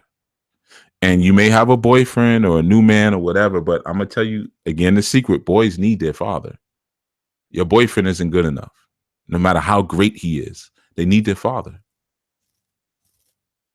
So there's different forms of relationships, and every relationship is not going to be perfect. Why? Well, essentially because most of us are born inside of a prison, and we're born inside of a prison, with an absence of our actual mores, values, and customs. So we may marry for the wrong. The signal's intermittent. Okay, let me fix that real quick. Okay, hopefully that got us back to where we should be. All right. Thank you, Brother Byron, for letting me know. So yeah, we may marry for the wrong reasons and mate for the wrong reasons and things like that, but we still have to be responsible for what it is that we've caused. If we've caused children, if we've created children, it's not just enough to say, I'm conscious today, I'm out of here. That's just not fair to those children. In all honesty, and it felt good when you were making them, and now you have a certain responsibility. So just to up and leave because you're upset with the father, he's not giving money, he's not this, and I don't know the situation surrounding that. I don't know if he got laid off his job, or if you met him, he never worked, or if your relationship was always built upon, him not providing those things. I don't, know the context of the background of the relationship. And again, it's very hard to answer some of these things intelligently. I could answer them, and I could say some things that would make you say, yeah, that makes sense, Chief, but I don't care about that. I want you to get real information. Can't give real information if you don't give real context. That's just the truth of it. And even once you do, I'm still only hearing your side of it. But what I am hearing is that you got 3 boys here and they're not with their father. That's a problem. And it sounds like you're probably single. So remember, information comes through the man, to the woman, to the children. So where are you getting your information from now? Who's your covering? Who's your protection? Now that you're not under the father, even though you're saying he wasn't covering, protecting you before. So I guess that also means, like, if someone came to hurt you or the boys in the house, he would have hid behind you. Because there's a lot of things that go into that. It's not just how much he can teach you or how much money he can give you. There's other things that go into, being a covering for a family. So yeah, I would just say that. Oh man, the men's call is getting ready to start. All right, let me answer these questions real quick, then I'm out of here because I'm now stomping on the men's call. All right, so I don't want to do that. So right now, I'm mainly talking to you sisters. Not there's nothing wrong with y'all. Y'all are not chopped liver, So I'm not saying it like that. All right. Brother Lowe says sometimes we can be our own terrorists, and the first rule in hostage negotiations and war is that we do not negotiate with terrorists. Exactly. You know how many times I've had to say that? But anyway, Chief Anwar says, Chief, I saw there are similarities between Shakti energy and Ashe. Does it, well, Anwar's not even on. He's on the men's call, but I'll answer this for everyone else. Does it move like the silver and gold chain we come to the planet on the silver chain and return to our Orun on the gold side? No, it's different. No. Yeah, it's much different. He's not even on the call though, but this is a big question. Shakti is not Ashe. Shakti would be more in alignment with Emi, that which creates Ashe. You see, because Emi is movement, so Emi is it's like the combination of Brahma and Saraswati, because Brahma we say like is wind, is air, which is like Emi is divine breath, so it's different. The silver and gold chain that he refers to, we come down it, we forget that we came down it, then we go back up it. So there's more to that question. I'll if people want to know about that, I'll answer it, but I'll hit that. Kiki Silk says, a lot of men don't want to date women with children. You're absolutely right. A lot of men don't want to raise another man's seed. Men are guilted into that by society. If you was a real man, you hear that stuff like that. I tell that to women all the time, and they think I'm trying to get down on. I'm trying to warn you. Before you leave your husband or leave your boyfriend because you feeling a certain way, let me let you know, like, real men are not really interested in raising another man's child.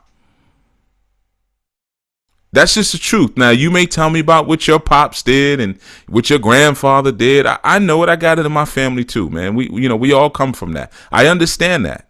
But I'm trying to tell you something here. Ultimately, and think about if you as a mother, if someone comes to your family, you got a son and he meets a woman and the woman has a child and he has a choice between a woman with a child and a woman without a child, and all things are equal, which one are you going to tell him to get with? So sometimes you want to think about that before you just jump out, number one, and make a child. Like I said, women have over 30 forms of birth control. So think about, is this a man I'm going to, this is going to be my man. I'm going to be with him, or I can at least be with him for 20 years or so until the child is raised and we're done. Or if we do split up, here's another important one, sisters. Is this a man that I could leave my child with? If things don't work out with male or female, that child, by the way, if things don't work out, is this a man that I would trust to just give my child to? And then if I'm going to move on and be underneath another man's coverings, because one of the things that's unfair, and I don't know how other men have approached this, but I have a little difficulty. I have dealt with women who have children, but sometimes it's difficult if the man, the father of the child, is still very present in that child's life, because what happens in that sense is you then have to raise or deal with that child differently than you would your own biological children. If you have certain rules and customs and practices and a program that you are raising your entire homestead under, each man has that for what they produce. So even a man who maybe their child doesn't live with them, that's why sometimes you have so much trouble with baby mothers and baby fathers, because he's going to still say, you got men around my child, or you feeding my child this, or I don't want my child going to that day camp, because he still feels that sense of authority over his children, even if he's not living with them. Now, another man stepping into that picture, and I know this is hard to hear, sisters. I'm not trying to make you feel bad if you have children, but I'm trying to get you to understand sometimes what guys are thinking, why they may say, nah, I don't want to get serious or whatever. A man in that circumstance, now, he'll get with you, but then he can't really impose his full rule of law, because if he's respectful of his brother being your ex. You see, so now maybe all of his children are vegan, but this one child gets to eat chicken because their father says it's all right. Or maybe all the children are eating chicken, but his father says, or this child's father says, no, I don't want my child eating that. So that child's over there eating raw vegetarian meals while the other children are eating chicken because maybe that father says, I want my children to eat meat. I'm giving you a small example, but these are the things that go through the heads of men when they meet women with children. Now, childish males, adult childish males, they don't even think about these things. They'll go have more babies with you or just whatever. They're not even thinking about the consequences. They're not even thinking about, what it means in terms of family planning, what it means in terms of how that child may look with you, and maybe the amount of work that you may put into a child, and they may turn around and just say, you know what, F you ain't my father. So, and those situations happen. So again, sisters, it's not that, and again, I can't speak for the consciousness of every male, but it's not necessary that, oh, you got a child and now you're a pariah, like, ugh, a child, it's not that, but sometimes it's just certain complications that come along with it that honestly, some guys, it's like, well, who wants the hassle? Sometimes that's really what it's about. So that's something just to think about when you're in a relationship. And sometimes when you're younger, especially as women, you have a wide breadth of males who are available to you, who are thirsty and they're horny and they're after you, their hormones are raging. And let's say if you get with a man in your 20s, early 20s, and you're maybe still in college where there's men every day. Like I tell my youth all the time, man, like school is great because girls are forced to go there. They got to go there. Every day you go into an environment where girls have to be. You ain't even go looking for them. You could just keep trying to spit game to them every single day. The same one until you break them down. So, I say it jokingly, but it's true. But sometimes as we grow, we still think that, we're hot stuff. Our sexual value is the same because your sexual value does change as you age or as you mature. And sometimes as we grow and we mature, we don't realize that we're not going to have the same access to partners like that. So now you're 30 something years old or 40 something years old and you're saying, man, I can't find a good man. You thought you were just going to put on that tight skirt or whatever and jump out there. And yeah, you might get a lot of sex partners, but you might not even get that. But you might get some sex partners, but people who want to marry you or be with it changes because as men get older, their sexual value increases because they start to be, when they're younger, they're just chasing after anybody who will let them hit it. As they get older and they get their finances in order, they become more distinguished, they become more solid, they get their game tighter. Now they become more attractive. So now they're looking at you and they say, well, you know what? I can be a bit more selective than I was when I was younger. You see, or maybe their inability to choose their mates wisely when they were younger caused them problems. So now they're saying, you know what? I already did the baby daddy thing. I already had a fight with my ex-girlfriend's baby's father. I'm not doing that again. So all of those different things come into their mind. So, this is a part of being a wise woman.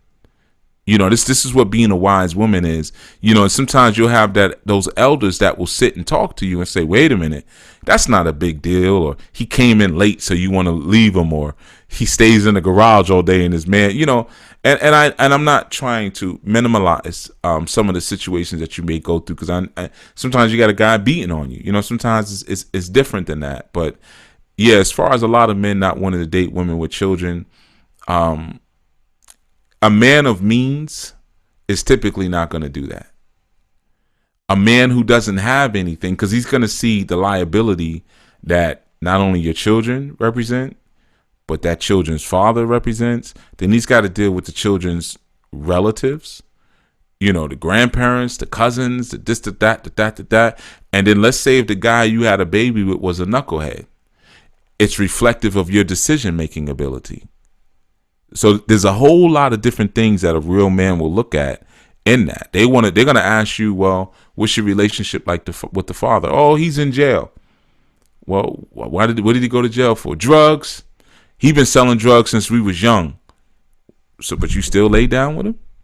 You know, he's going to ask those questions like that. Believe it or not, I know I'm stepping on a lot of toes here, but I don't think you guys have aunties and grandmas who are telling you this stuff. You know, and you're ending up hurting yourself out there. Now, Design's Not Defined says, no, I said don't answer them. No, it wasn't a question. Oh, okay. Yeah, you just coming at my neck. I'm just confused. I'm going to go back and listen. You said you was confused last time. You're not confused. You always say you confused when I say things that start to fix you. You follow when I say all that deep Shakti, Devi stuff. You right there. As soon as I say something about relationships and I'm confused.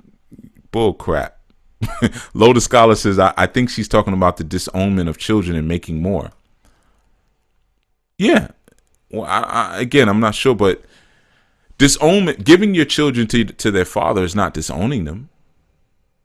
You know, you're still the mother, but it's a social thing. If you go to many parts on the continent, I mean, if you know, I lived in and I still travel a lot there, but lived in West Africa for a long time. I mean, divorce is rare, happens. You see it more and more now, but in many instances, the children do stay with the fathers because the fathers do usually can provide more stability, especially if you have a plural situation and there's more mothers. Then yeah, and you think about the complications women, and this sounds cold-blooded, but just listen to it for a second, if you can take it. You think about the complications that come a lot of times when you leave a relationship and you have children and you want to start a new relationship. And you know that sometimes the biggest obstacle to you being able to go into the new relationship is the fact that you have children or the children are with you. You just think about that for a second. Now, for a man could meet a woman. He could be like, yeah, I got 5 children. She might find that more attractive. A woman meets a man and says, I have 5 children.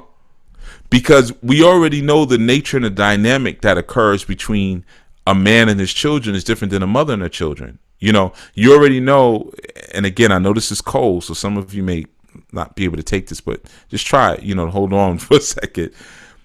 A woman with children, you see, those children, like she said, oh, my children are my life. Many women say that. So a man meeting her said, well, there's no space for me.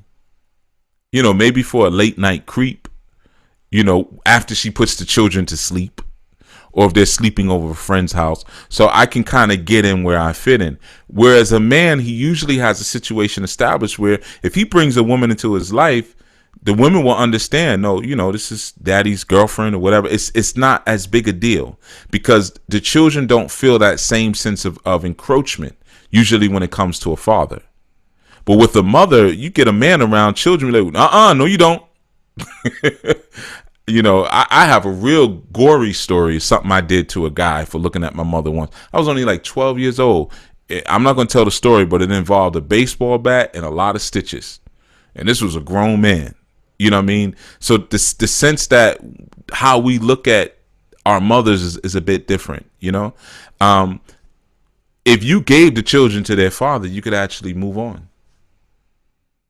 Father would be at ease. Why? Because the structure and the practices and the customs that he's demanding of you long distance, that you don't run my house. He doesn't have to do that anymore now. The children still get to be raised under the culture that he's established, if he's established a culture, but they still get to be raised underneath that culture. And truth be told, when you get with another man, chances are in many ways you're going to absorb yourself into his culture. So now once you absorb yourself into your new man's culture, you already know that you're going to have to hide half of that stuff from your ex, from the children's father. So instead of having to do that, no, you say, okay, I know I'm going to absorb myself into a new man's culture. Let me give these children to their father so he can continue what he was doing with them. I know 90% of you don't want to hear that. But for the small percent, the 10, just think about it. And especially for you sisters who are in relationships, and some of the problems that you may have inside of the relationships are negligible. As you get older, it's not going to be so easy to just jump out there and shake a tail feather and be surrounded by a bunch of eligible men. And I see this so often. People come to me for rituals for this all the time. And I tell them, well, listen, you 45, 50 years old now. most guys your age are either married off or have been married, ain't trying to be married again. They're divorced now. So, and a 45, 50-year-old man may not necessarily want to get with a 45, 50-year-old woman when he knows at 45, 50 years old, he can get with a 25 or 30-year-old.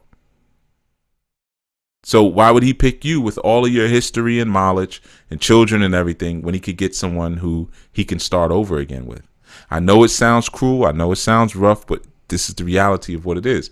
Yeah, once in a while you'll find two old people to get married together, and that's beautiful. We take pictures of it and we put memes up of it on Instagram and all that, but it's not necessarily the consistent reality. An older man can get with a younger woman, period. So women, you have to plan accordingly, and this is a part of being a wise woman. So choose accordingly. Remember, the woman chooses the man. It's not the other way around. Choose intelligently. And if you can't choose intelligently, which you probably can't, because most of you choose when you're too young, you're 18, 19, 20, 21 years old, making these choices that you're not even equipped to make for yourself yet. Bring your pops into it. Bring your uncles into it. Say, hey, I like this guy. I'm thinking I'm going to let him skeet up in me raw. What do you think? Yeah, I know. It doesn't feel good. So now D. Haynes retracted. I retracted. I asked a question about the masculine energy because I had a reading when the priest. Here we go. D. Haynes, you stick around for a little while, all right? I just want you to stick around. All right, you're gonna see why I answered some of the things that I answered, the way I answered them. Some of you already know. I asked a question about the masculine energy because I had a reading, and when the priestess said that I needed to increase the masculine energy in me, it didn't feel right to me. Because I'm gonna go back to my previous answer I gave you. Because you have Shiva inside of you, you have consciousness inside of you that was just enough to pull you to the left and say, something wrong here. Look at the priestess. Peace, Leah. Tosin says, by the way, my home club, Ajax. All right, you talking about soccer. Anyway. Okay, Mfame and Malika says, oh, this is at Michelle, so I don't want to jump into your conversation. It ain't got nothing to do with me. Yeah, look at Russell Wilson. Right. Look at Russell Wilson. Exactly. Simple to hear. Tosin says, when I'm with the sisters and I feel the energy, I tap into some solid game. But I get with the younger sisters though. Should up my game. Well, there's a value in older sisters, there's a value in younger sisters. You just got to know the difference. Older sisters are great, man. Because they have insight and they have wisdom. They should. Let me put this: should have insight, should have wisdom. Older sisters, and I understand what you brothers are saying. Older sisters are good to have in your cipher. Let me just put it that way. All right. I'm gonna use very humane and sterilized terms because there are women listening. If I was having a guy talk, I'd be saying this differently. But it's good to have older women around, man, because they put you up on game. Because let me tell you something: you get with a real attractive, fine older woman, you already know that she's been with a bunch of ballers back in the days. If she's fine, you get what it's. I'm not gonna say the ages for an older woman because I don't want to say an age and a woman get offended. But older sister, she'll give you some game that maybe a guy gave her. You just gotta be humble to it. Just don't be so arrogant that you don't listen to her. But you get a good, solid older sister in your fold. She's got some wisdom and some insight. And she's balanced. She's got a lot of that masculinity out of her. She's figured out the game, or she's been taught the game in terms of what this society has done to her, trying to masculinize her. She's got that. And if she comes into your life, she could bring a lot of great things into it. So, it's not just about, you think about, like I've given an example before with fruit. You touch an older woman's body, is a little softer, maybe a little bit more wrinkled up. Certain places, more stretch marks on the breast and stuff. But usually you don't eat fruit until it does feel like that. It's nice and ripe. You see what I'm saying? So there's a value to that. That's why I said, most often in ancient times, the harem was ran by the king's mother and him. Well, not even him, just the king's mother. She handled the women. A lot of times she even scheduled which women would sleep with him on which nights. So that way it allowed him to focus on the duties of politics and government. He didn't have to be settling arguments amongst the women and, well, you got a baby last time. I didn't get mama handled all that. You see? So I'm not telling you, if you got mommy issues to bring a woman in your cipher who's like a mommy or anything like that. But, don't cancel out the older sisters, man. There's a value there, but just understand that if she's older, there's got to be certain things that come along with it. Just like if you got a younger sister and she's not bringing that youthful or energetic thing to your cipher, then she may not be bringing what a younger sister's supposed to bring. Some sisters by 18, 19 years old, I don't know how old you are, brother, but you look pretty young. But, 18, 19 years old are already pretty jaded. So you're not really getting what you're supposed to get out of that. Then you got some older sisters who are simple-minded. So you saying, all right, I got an older sister, but you're talking to her and she's got some of the same issues as a 14, 15-year-old girl. Then that's a waste of it. So that's a part of, when we talk about polygyny, like I say, it has very little to do with multiple women. It has to do with a mindset of learning how to manage dynamics. So I won't go too deep into that because this whole show was about Shakti. I'm just going through the questions here and answering some of these questions. Peace and blessings. This was motivating for me. Looking forward to going deeper. Thank you. You're welcome, D. Haynes. It gets very deep. It gets very, very deep. Tosin says, my ex talked about her son like she was reading his resume. I was like, straight face. That may not be bad, though. That may not be bad. Talked about her son like she was reading his resume. Well, maybe he's resume worthy. Yeah, that may not be a bad thing. Because you know what? Let me tell you something. When you're dealing with women, Tosin, you gotta learn to interview women. Aside from the butterflies and staring all down her dress and looking at how much her booty jiggles, ask some serious questions, man. Ask about her son. What is he into? Is he playing any sports? Is it this, that? What's relationship? When you get to that point where you can ask those questions, what is his relationship like with his father? What about the family and this, that? How often does the father visit? You want to know those questions. How big is he? Does he work out? No, I'm playing. Has he ever beat up any of your boyfriends? Well, no. So that may not be too bad. That her presenting or speaking about her child in that way. Rachel said, my girl told me that it was wrong for me wanting my children to live with their father. Never listen to your girlfriends. I said that in the beginning shows. Never, ever listen to your girlfriends. They will lead you to the bottom of the ocean. So let me start from the beginning. My girl told me it was wrong for me wanting my children to live with their father. I wish he was stable so he could take them. Well, why is he not stable? You banging him ahead for child support for them 3 kids? No, I know you're not because you said you're the provider. Again, it's all about choosing, properly. Like I said, maybe you didn't look at him like that in the beginning and, think, well, if this doesn't work out, could I leave my children? Is he stable? Is he representative? When you look at a mate, look at it like this. Do I want my child to be this person?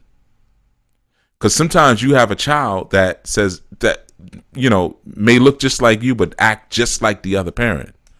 So you want to pick people that you admire so much, male and female, that you admire so much that you say, I would be okay with my child completely becoming this person. If you don't have that, then that's probably not the person that, you want to be procreating with. And I know for you, Sister Taylor, it may be a little bit too late now, to kind of rewind the clock in that sense. But I'm speaking to all of you sisters who are faced with certain choices right now. And it's deeper than just going to some Babylao and getting a reading.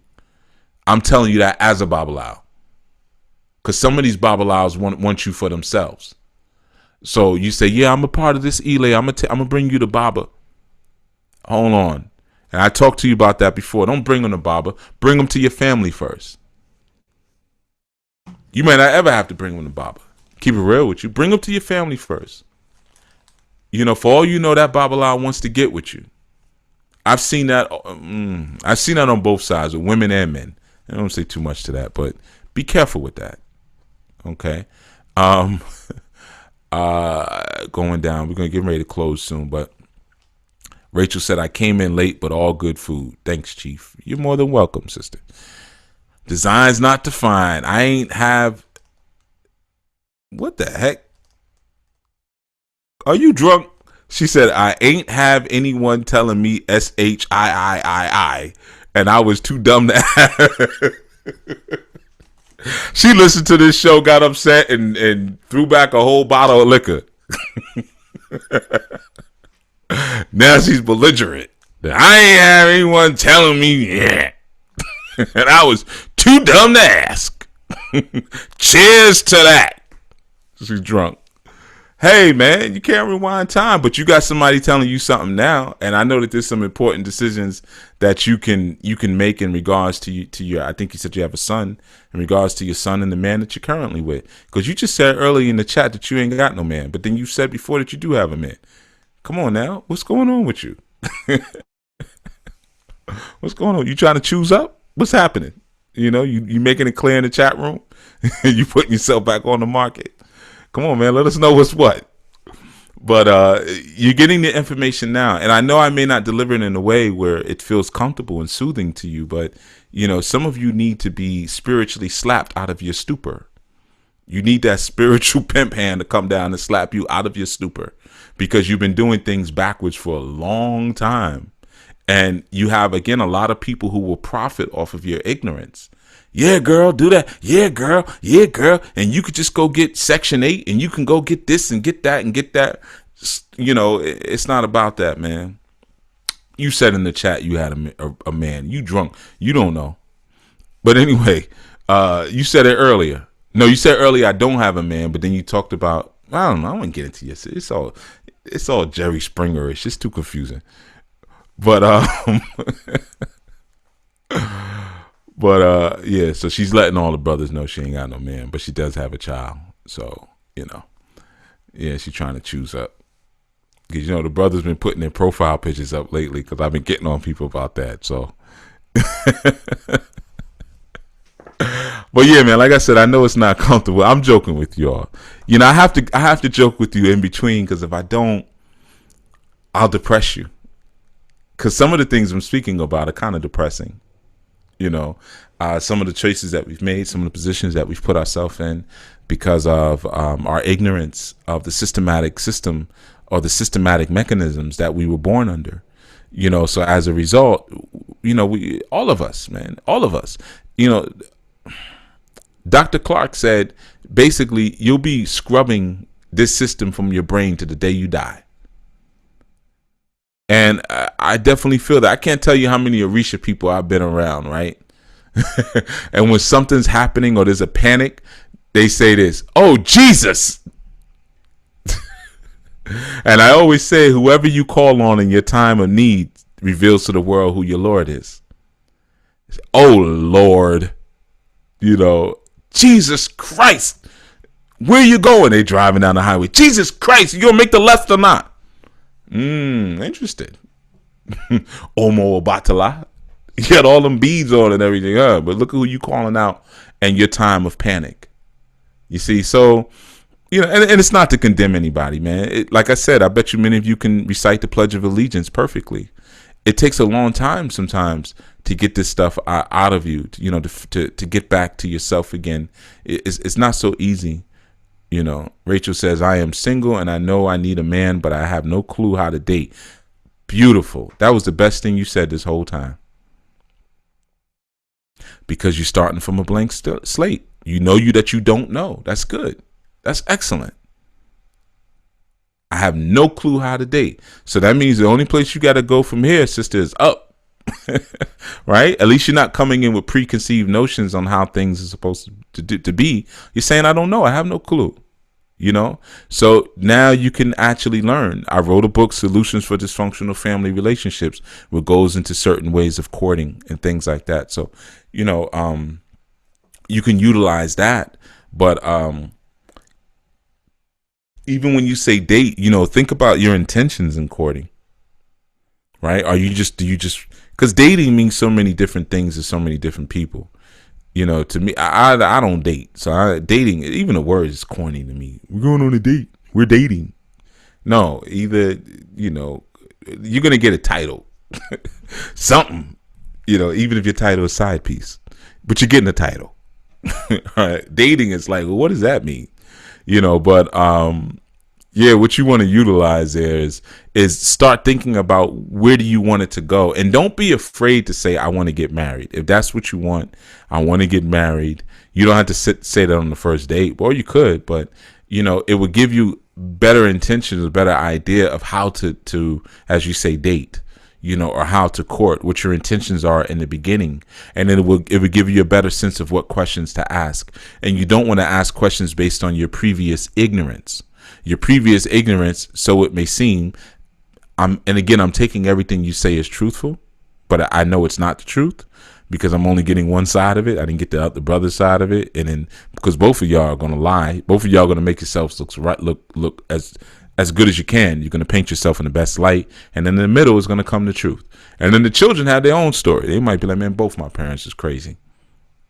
You know, so there might be 4 sides to the story, you know, but just taken by what you're saying, you know, you want to make sure through your traumatization of being with someone who maybe didn't provide certain things that you don't then take relationship choices going forward where you first date, you're like, what do you do for a living? How much money do you make? You got any money in the bank? You know, do you own your own home? You know, you don't want to kind of come like that, but you know, just keep in mind that, okay, I have these 3 children, and it's not about going out and finding a father for them because they already have a father. Maybe in some ways you could even help the father to stabilize. I know that sounds horrible in some senses, maybe for some of you listening, but if you're saying you want more stability and you wish the father had more stability so you could be with the children more, then maybe you could put your efforts in that direction in terms of stabilizing the father, not making a boy into a man, because you can't do that with the father. But maybe there's something it could be something as simple as a job referral, you know, where you can help him, or, you know, helping him to move or into, you know, a cheaper place or whatever it is, you know, because ultimately it's for the children, and men do that for women all the time. It's called child support and alimony, you know.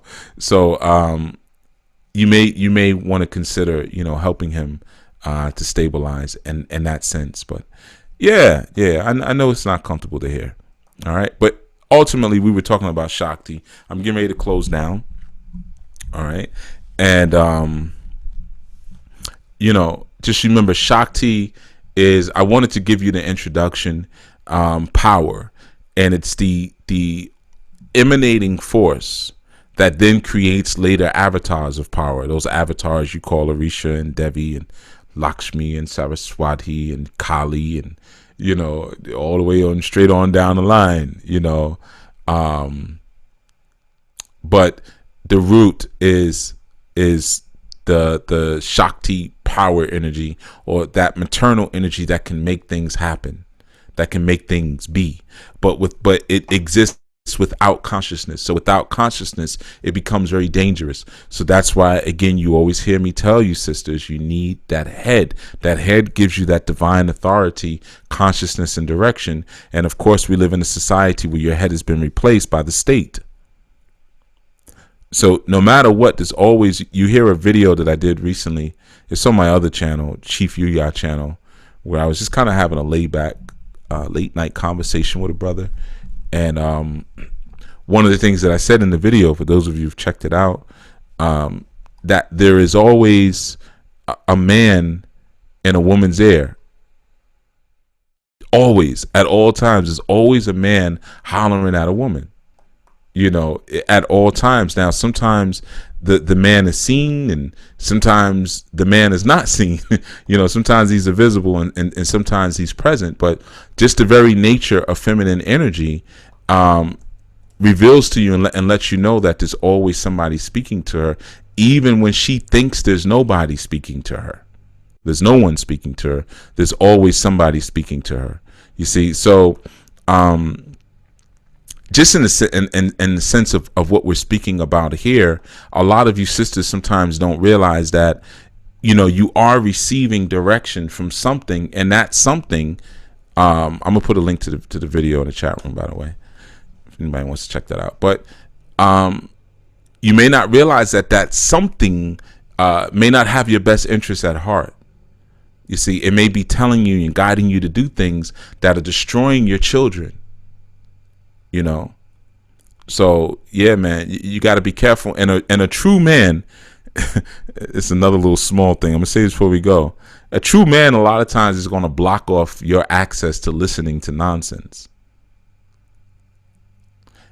That's when you get into he trying to control me. He don't want me to talk to my friends, because your friends are going to destroy his homestead, because he understands how receptive you are, that your energy is the energy of receptivity. So your friends or your pastor or Chief Yuya, right? I mean, some of you sisters have been pulled out of this. Maybe you might be sneaking and listening, and I have no problem with that. When I hear stuff like, yeah, my husband don't like when I listen to you, stop listening to me. Because chances are I'm telling you something, or you're hearing something from me that's creating disruptions in your household. Now, we know what it is. You're getting that good game. You realizing how sloppy your husband is. But it's not my place to tell you how sloppy your husband is. That's for your uncles and your daddy. Why? Because if you do end up having to leave that man or being expelled from that man, those are the ones that's going to take you in. You ain't moving into my house with your band of millions. You ain't moving into my home. So it would be irresponsible for me to try to sway you away from that. That's what I'm telling you. When you hear guys say that on these YouTube videos and stuff like that, be careful. Be careful. They don't have your best interest at heart. You always hear me talk about trying to work it out, trying to come to an understanding, try to come to something that's healthy for everybody.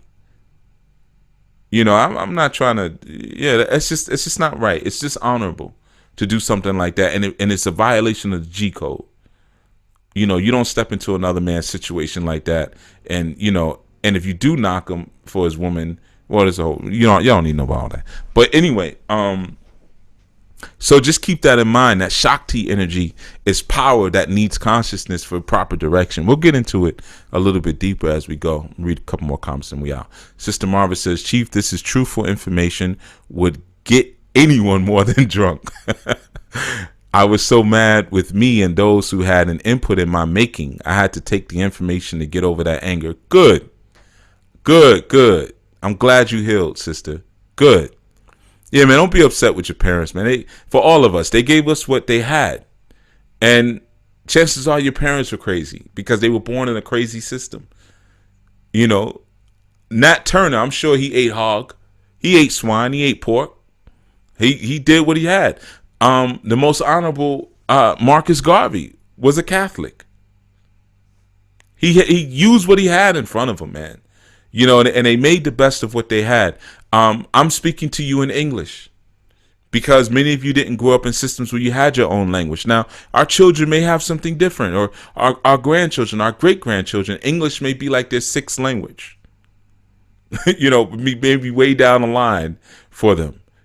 So we're using whatever we have to get to where we need to go. But I'm so glad, you were able to get over that anger. And that's the process. First you're hurt, then you're angry, then you go through healing. But some of us never get to that healing piece. We never get to that healing, which is sad. Keisha says, I never read Keisha's comments. She says, and that is also a form of protection. That blockage is vital. Right. Just like you would block for a child, brothers. Remember, you're the protective umbrella covering. You got to block for your women a lot of times. You got to say, nah, I don't want you watching Basketball Wives of Atlanta or whatever. I don't know the name. I'm probably messing it up. But the names of those shows. I don't want you watching that show. Nah, because every time you watch that show, you start talking, your whole energy is different. Or she may have a friend who's a lowlife. Nah, you can't be friends with her anymore. You mean I can't be friends? I can't. Just like I said, you can't. That's the rule. You can't be friends with her. She's a lowlife. Or you meet a woman that got a bunch of guy friends. Hey, I knew these guy friends before I met you. Well, that's over with now. Say goodbye to them. Hey, heck, I'll even throw them a party. That's it, though. No more guy friends. I'm the only man in your world. That even goes for cousins and uncles. Even some of that has to pull back. I know this is all kind of new information. You guys probably never heard stuff like this, but this is customs and practice. This is the right customs and practices. You know, as long as she has another man in her ear, I mean, she has two sons in the universe. She's going to get confused. Just like sperm that's inside the womb that fights because it sees each other as an intrusion. It's no different, you know, when a woman has two different men in her ear, man. You know, that's why a lot of women who come into Anu, they say, well, I want to find a man in Anu. Hook me up with a man in Anu, because they know that that man is going to have the same customs, cultures, and practices that I'm teaching, and they're agreeing and liking what I'm saying. So they know it's not going to be a conflict. But I also tell sisters, if you find a man outside of Anu, you better leave Anu. Bye. See you later. I prefer for you to have a family than for you to be here. And there's certain sisters you notice you don't see around anymore. Some of them I removed because it worked. They came to me saying, Chief, I want a man. I want a man. I said, all right, well, you got to fix A, B, C, and D before you can get a man. And it worked. They fixed him, got a man. I said, all right, now you got to go. Got to go. Because I'm not going to be in a Cold War intellectual conflict and tug of war with the man in your life. That's not healthy. You know, especially because I know I'm going to win. It's not fair and it's not healthy. All right, so we're going to head out. All right. We'll be back tomorrow during 7 a.m. to get your well, today's the start of the strong, but to get your Ojo Aj, or your day of wealth, started with surety and started with strength. All right. And next Sunday, of course, we'll be dealing more with Shakti. Now, you know, whatever I speak about in Chief Speaks, I substantiate throughout the strong. So Monday through Friday, we'll be dealing with topics that help us to understand a little bit better, you know, this topic of power and how power is obtained, how power is directed and guided, and where power sits. What I didn't get into is where power sits in relationship to the other energies. It actually has a certain place that it sits, and we'll get into that next time. All right. But in any case, I will speak to you all very soon. Remember, Sedulu House students, we're still recompiling those classes. And I want to thank all of you new people who came in. Tosin, all right? That's a new brother coming in from I think he said Germany, you know. Of course, Brother Joel was on. Most of these brothers are gone now because they probably on the men's call. I'm going to hop over on the men's call. And Brother Tareen was on. Sister Malika, the angel. That's what Malika means. Or Maleka. Vivid Eye Publications. Oh, okay. Sister Soto Tutu was on. Okay, peace. Brother Salil. Oh, a lot of people I didn't catch y'all in the beginning. Styles by Nancy. Georgina came through. Georgina always shows love. Of course, Keisha Lotus Scholar was up here cracking jokes, but I was ignoring them so I wouldn't laugh while I was talking. Brother Keith Grill, he comes through solid. Sister Andrea Adams was on. Designs Not Defined came and was partaking in the libations. NVS, the artist, came through. You know, it's always a pleasure when she pops through with her funky self. You know, Sister Nicole was your twin was here too. Both the Nicoles, Gordon and Mass, was here. Sister Michelle, of course. I'm not gonna go through this full list. I'm sorry, man. There's a lot of y'all. Mama Sadaka, peace to you, peace and love. You know, Sister Jennifer as well, and Kiki the Unbreakable. We had two Kikis on actually. There's a bunch of y'all up in here, man. D Haynes. I didn't get D Hayman. She wasn't on. Yeah, Kiki Silk. That name is real pimpish. And I heard someone say early in the chat that you know, they were talking about the goddess Lakshmi. Lakshmi's not a goddess. Okay, there's no such thing as a goddess. I know it sounds like I'm taking something away from you, sisters, when I say that, but I'm not. I'm adding something. Goddess is like godette. It's a smaller form of God. God has no gender. So there's no goddess. It's just God. So God the woman, God the mother, God the father, God the woman, God the man. When you say goddess, you actually make a fake title, which now is not even, you separate yourself from the divinity. Because remember, there's no There's no sex there. You're humanizing it. All right. So just as a little fun fact, I know some people are going to say that's not true because you got, but y'all go ahead with it. All right. So enjoy your day. Be safe, man. And I'll speak to most of you tomorrow dawning. Right. And we're still following this path of power. I'm not going to talk about Shakti all month, by the way. I just wanted to get it popping with Shakti. We're going to talk about other things as well. But, you know, like I said, power is the is the word of the day. All right. Until such time, everyone, be safe. Peace.